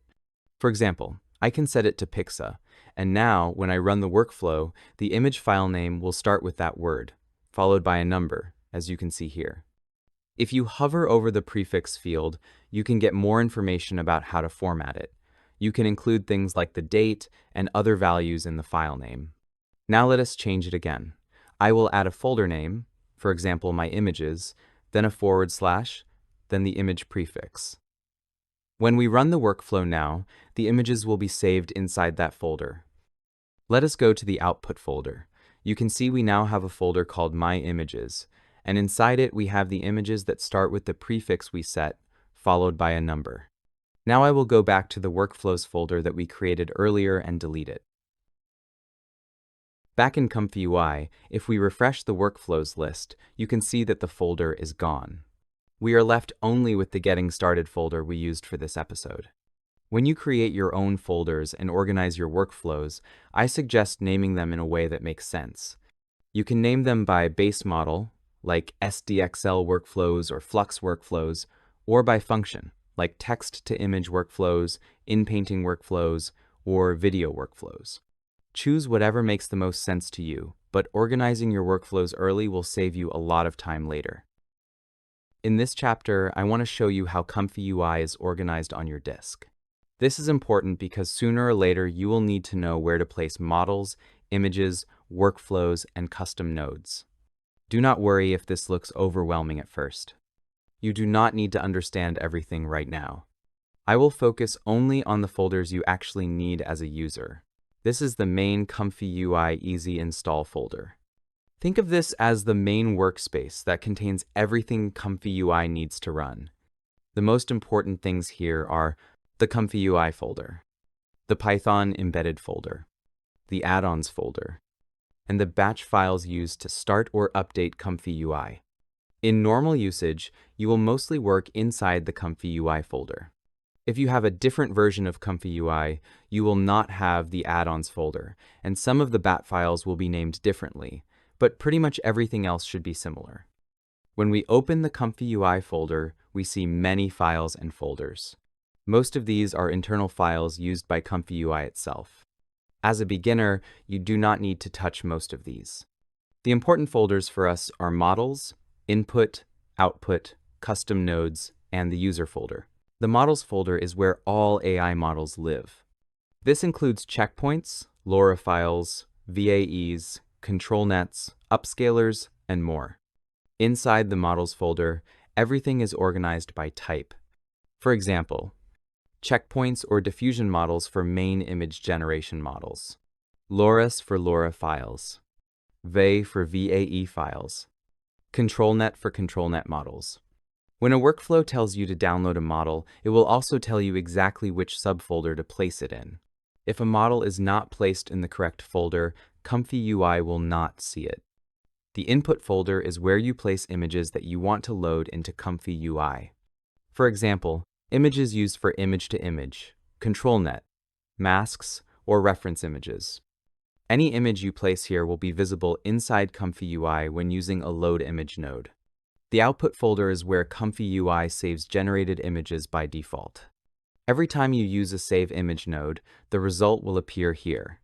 This makes it very easy to find all your generated images in one place. The Custom Nodes folder is where all custom nodes are installed. These are extra features added by the community. Each folder here represents a custom node package. For example, we already use the RG3 node, and we will use more later. When you install nodes using the manager, they usually end up here automatically. If a custom node is missing or broken, this is usually the first folder you should check. Inside the user folder, we have user-specific data. The most important part for us is the workflows folder. This is where ComfyUI stores workflows that you save from inside the interface. These workflow files are saved as JSON files. The add-ons folder is specific to the Easy Install version.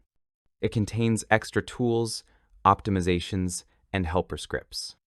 You usually do not need to touch this folder unless a tutorial specifically mentions it. You do not need to memorize this right now, but this structure might change as new tools are created by Ivo. For example, this bat file lets you link a folder with models from another ComfyUI installation. This one installs the Nunchaku node, and this one installs Sage Attention. There are also different TorchPack versions for more advanced users who need a specific version for certain custom nodes. You will also find extra tools, like one for Windows 10 that enables long paths so ComfyUI can download models even if the path is very long. There is also an update folder with bat files, but as you will see later, for the easy install version, I recommend using different update bat files. The Python embedded folder includes a self-contained Python installation.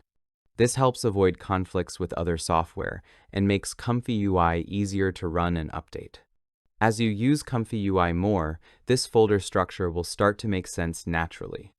In the next chapters, I will always tell you exactly where things need to go. Let us talk a little bit about updates and custom nodes. What you are seeing here is the ComfyUI Easy Install folder. This setup already includes everything needed to update ComfyUI safely. The most important rule is this: always close ComfyUI before updating. Never update while it is running in the browser. Start ComfyUI BAT. This only launches ComfyUI. It does not update anything. Update ComfyUI BAT. This updates the core ComfyUI code. Use this when you want the latest features or fixes. Update ComfyUI and Nodes BAT. This updates ComfyUI and all installed custom nodes. Update easy install.bat. This updates the easy install system itself. When should you update? Update when something is broken. Update when a node requires a newer version. Update when you want new features. Do not update right before an important project. Updates can sometimes break workflows. If something breaks after an update, you can usually fix it by updating again or removing the last custom node you installed. One important reminder: ComfyUI moves fast. Stability comes from not updating every single day. If everything works, it is okay to stay on your current version. At some point, you will mess up ComfyUI. Maybe a node breaks, or some dependencies get messed up, or an update has bugs. But remember, you can always do a fresh install when that happens. Just create a new folder and reinstall using the Easy Installer. Let us double-click on Update Easy Install. This updates only the Easy Installer and adds extra tools and add-ons. As we move forward in this series, more models will appear, new nodes will be added, and Ivo likes to create scripts that make these installations easier. When you see that the installation is complete, you can read more about the new release using this link, or press any key to exit. You may not see any changes immediately, but if we go to the add-ons folder, you can see that we now have more bat files than we had in the first chapter. Now let us go back to the main folder and try to update ComfyUI to see if everything still works or if we break some nodes. Nodes sometimes break after an update because ComfyUI itself changes how things work internally. Many custom nodes are made by independent developers, not by the ComfyUI team. These custom nodes often rely on specific ComfyUI behavior, internal APIs, or extra Python libraries and dependencies. When ComfyUI updates, those assumptions can change, and the node stops working until its creator updates it to match the new version. So ComfyUI started after the update, but let us open the command window to see if everything worked correctly. Usually, after startup, you can see import times for custom nodes. As you saw before, all custom nodes are inside the custom nodes folder. But look what happened here. After the update, one of the custom nodes installed, like Tcache, failed to import. That means if you have a workflow that uses that node, it will not work. If you do not use that node, you can ignore it and try updating ComfyUI again in a few days to see if it gets fixed. I will close ComfyUI now and try something else. Sometimes there are newer versions of the custom nodes, and if the author fixed the issue, updating the nodes can fix the problem. So this bat file updates only ComfyUI, and this one updates both ComfyUI and the custom nodes. This process can take a while because it updates all the nodes, so I will speed it up. ComfyUI started, so let us check the command window to see if the issue was fixed. The node was still not fixed. This means that at the time I recorded this video, the update from that day broke that node. When you watch this video, it might already be fixed and work for you.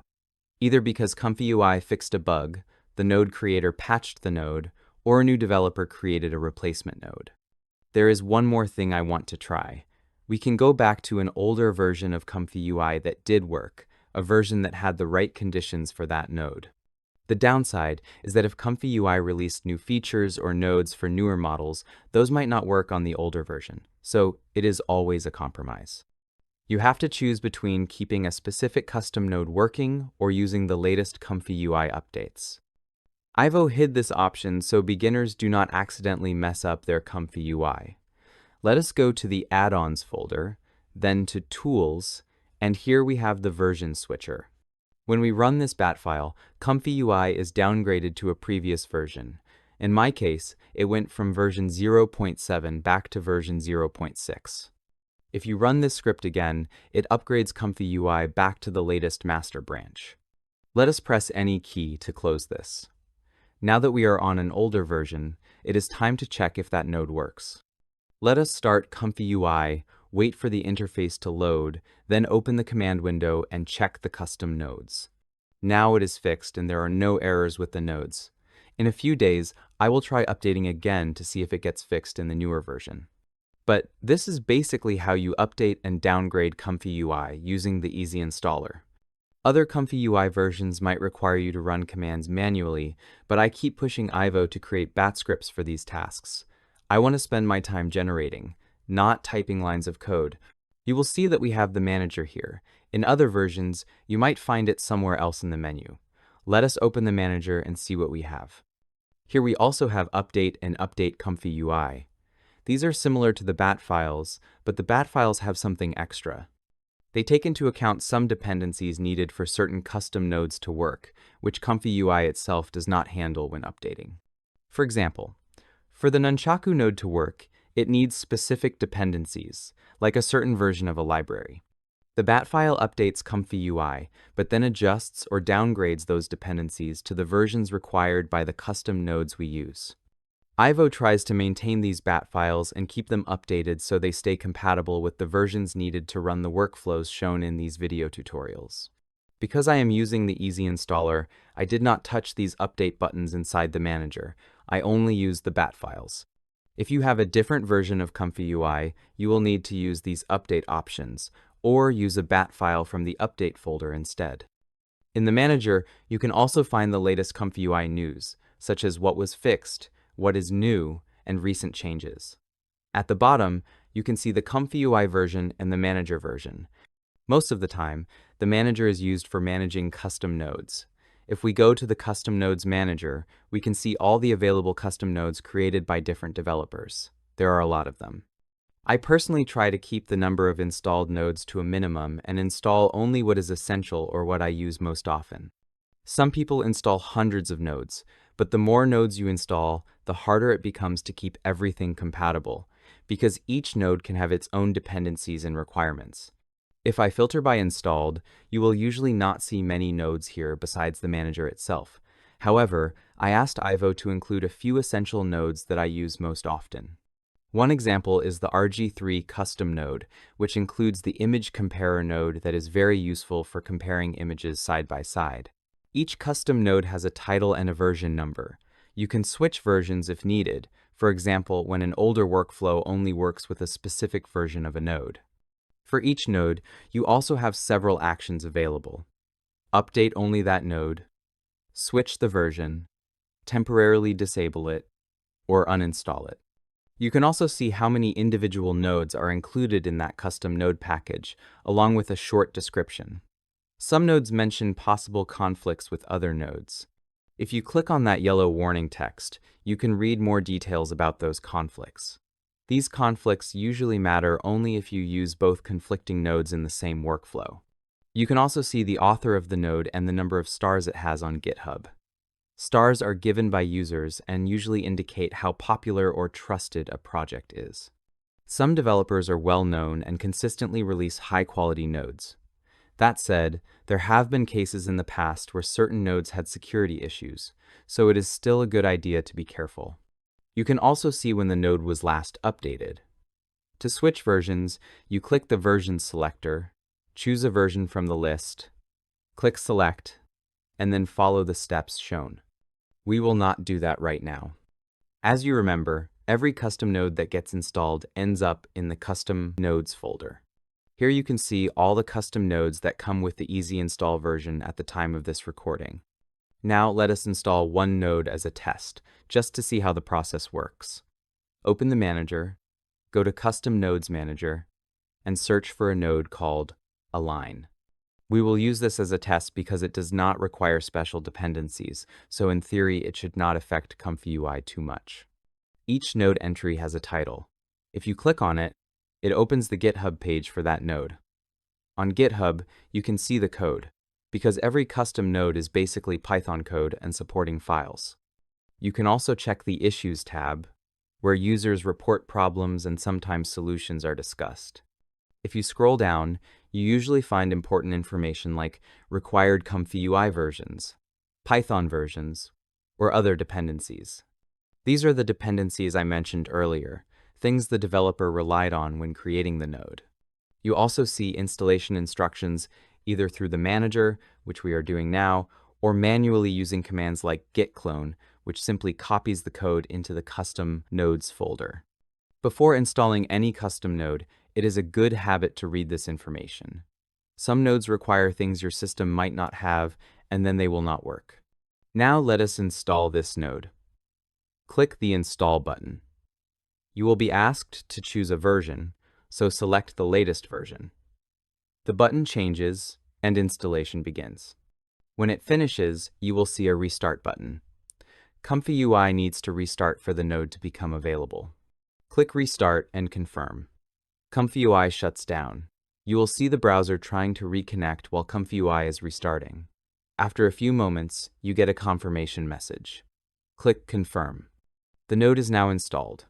If you go back to the manager, open Custom Nodes Manager, and search for the Align node, you will see that it now shows an Uninstall button. If installation had failed, you would see an Import Failed message instead. If you look inside the Custom Nodes folder on disk, you will now see a new folder for this node. It is simply the same code you saw on GitHub, copied locally. This code is what adds new nodes to the ComfyUI interface. If you deleted this folder manually, that would also uninstall the node. However, let us uninstall it properly using the manager. Go back to the manager, click Uninstall, and Confirm. Again, you will be asked to restart ComfyUI. Confirm, wait for the restart, and then confirm the browser reload. Now go back to the Custom Nodes Manager and search for the Align node again. You will see the Install button again, which means the node is no longer installed. If you check the Custom Nodes folder, you will also see that the folder for this node has been removed. This is the basic workflow for installing, updating, and uninstalling custom nodes using the manager. Sometimes when you download a workflow from other people on the internet, you will have missing nodes because they used custom nodes that you do not have installed. When you do not know what nodes they used, you can use the Install Missing Custom Nodes button. This will give you a list of missing nodes and the option to install them. That said, I personally prefer to install nodes manually, so I have full control over what gets installed. That is why I usually include a note node in my workflows, explaining exactly which custom nodes are required. Now let us look at templates. If we open templates, we can see different workflows created by the ComfyUI team. If we filter by image generation workflows and select something like a Z-Image Turbo text-to-image workflow, ComfyUI will first tell us that we have missing models. These are the AI models required for the workflow to generate images. Usually, it tells you exactly which folder the model needs to go into and gives you the model name along with a download link or a download button. In this example, you can see it needs a VAE model and a few other models. Once you download those models and place them in the correct folders, the workflow should work, assuming you have enough VRAM to run it. In this case, there are no missing nodes, so let us close this. Now let us go to Menu, then File, then Open, and open a workflow that I know uses missing custom nodes. You will see a message saying the workflow uses custom nodes that are not installed.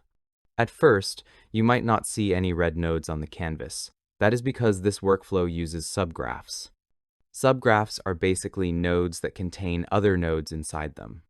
If you have experience with Photoshop, you can think of them like smart objects.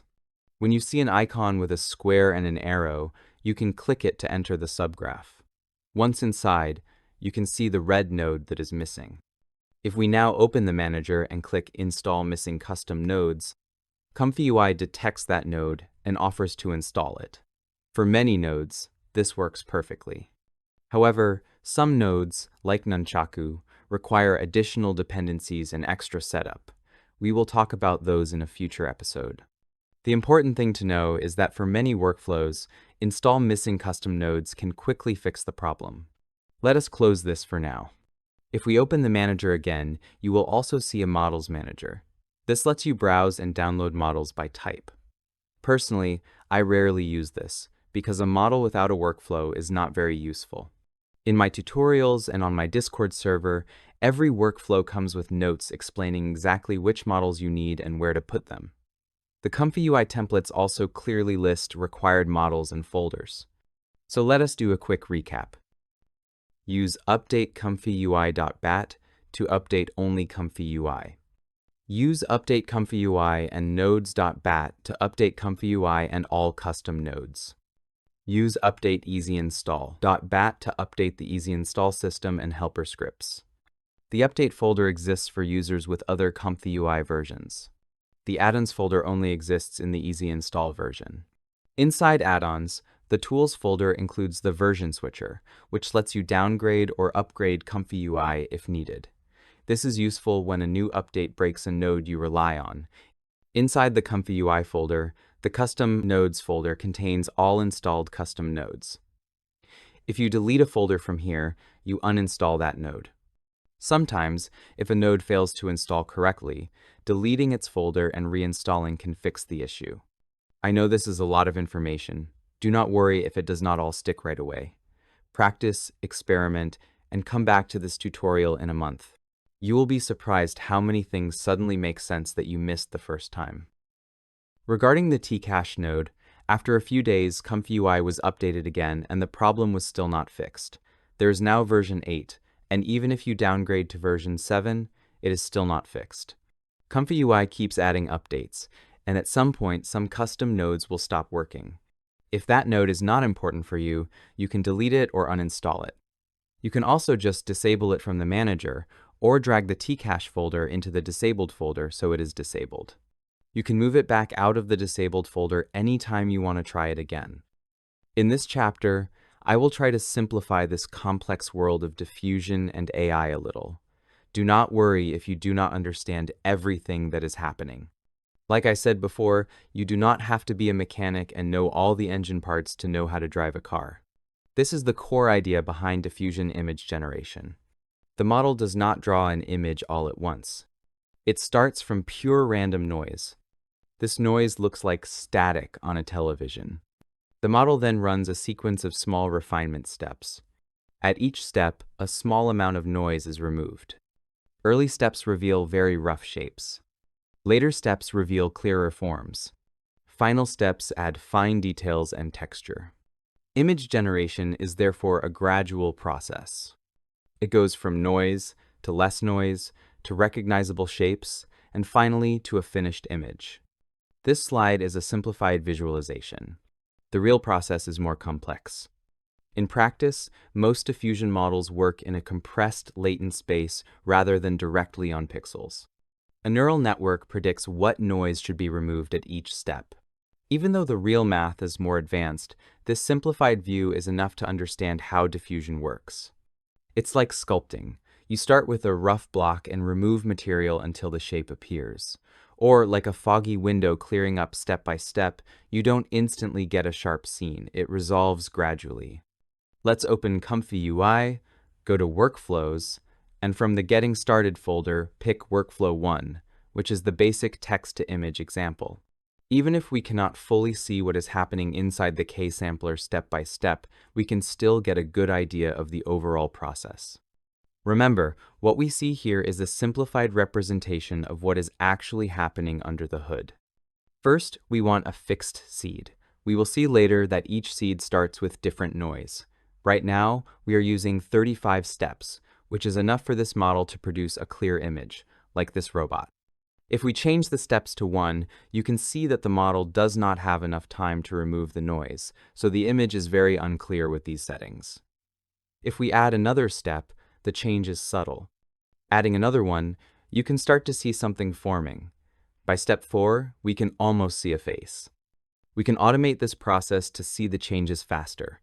Double-click on the canvas and add a primitive node. Like you saw in an earlier chapter, we can adapt this node for different fields. Drag a connection from the primitive node and connect it to steps. Now we have control over the steps, including what happens after each generation. Instead of fixed or random, choose increment. After each run, the value increases by 1, so now we have 5 steps. If we run it again, we get 6 steps, and the image starts to change more. As more steps are added, more noise is removed, and the image becomes clearer. Next to the Run button, there is a small down arrow. From here, select Run Instant. This means we can click Run once, and it will keep running until we stop it. You can see the workflow now runs automatically. On each run, more steps are added, and the image keeps refining. You may also notice that as the number of steps increases, it becomes harder for the computer. Just like climbing many stairs, more steps mean more effort, so generation becomes slower and slower. Soon we reach around 35 steps, which is recommended for this model to get a nice, clear image, although some results already look good around 20 steps. Now we want to stop this. Click the arrow again and switch back to Run. After the current generation finishes, it will stop. There is also another way to see a small preview of what is happening inside the K-sampler. From the menu, you can go to Settings, but it is faster to access the settings from here. In the Settings search bar, type Preview. You will see an option called Live Preview Method. By default, it does not show anything. But if we set it to Auto, we can see a small preview during generation. Let's delete the primitive node, then change the seed to Random. Now, when we run the workflow, we can see a small preview of what the image might look like before it even finishes generating. Let us change the steps to 30 and run again. You can now quickly see what is happening in the diffusion process. Even though this preview is low resolution, you can clearly see how the image becomes more and more defined as noise is removed. Now let me try something more drastic. I will use a very large image size. On some computers, this might crash ComfyUI or take a very long time to generate. I will run it again with these settings. You can see that generation is now very slow, but the preview lets us observe how the image slowly starts to appear. This is a bit too slow, so I will cancel the generation here. Instead, I will try a slightly smaller image, still larger than what the model is comfortable with, just so we can see the preview updating more slowly. Now we can clearly see the diffusion process updating every few seconds. The speed of this preview is also influenced by the sampler and the scheduler.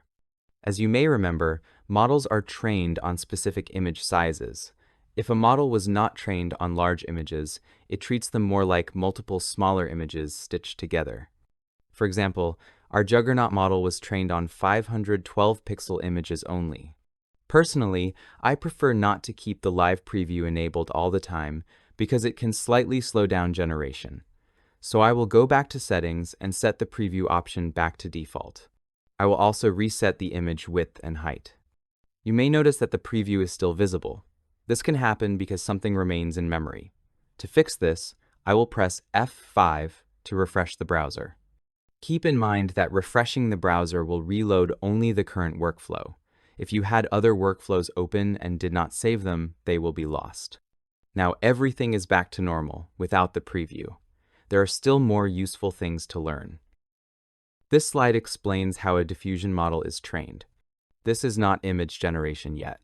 During training, the model is shown millions of images paired with text descriptions. For example, images of cats, people, objects, lighting styles, and environments. The training process uses something called forward diffusion. Forward diffusion means gradually adding noise to a clean image. At first, only a small amount of noise is added. Then more noise is added step by step. Eventually, the image becomes almost pure noise. At each step, the model is trained to predict what noise was added. In other words, it learns how images break down as noise increases. By repeating this process across millions of images, the model learns patterns. It learns what shapes look like. It learns what objects look like. It learns how lighting and structure behave. The goal of training is not to memorize images. The goal is to learn how to reverse this process later. Training a diffusion model requires massive datasets and powerful hardware. In ComfyUI, we are only using the result of that training. Now that the model has learned how noise works during training, we can use that knowledge in reverse to generate images.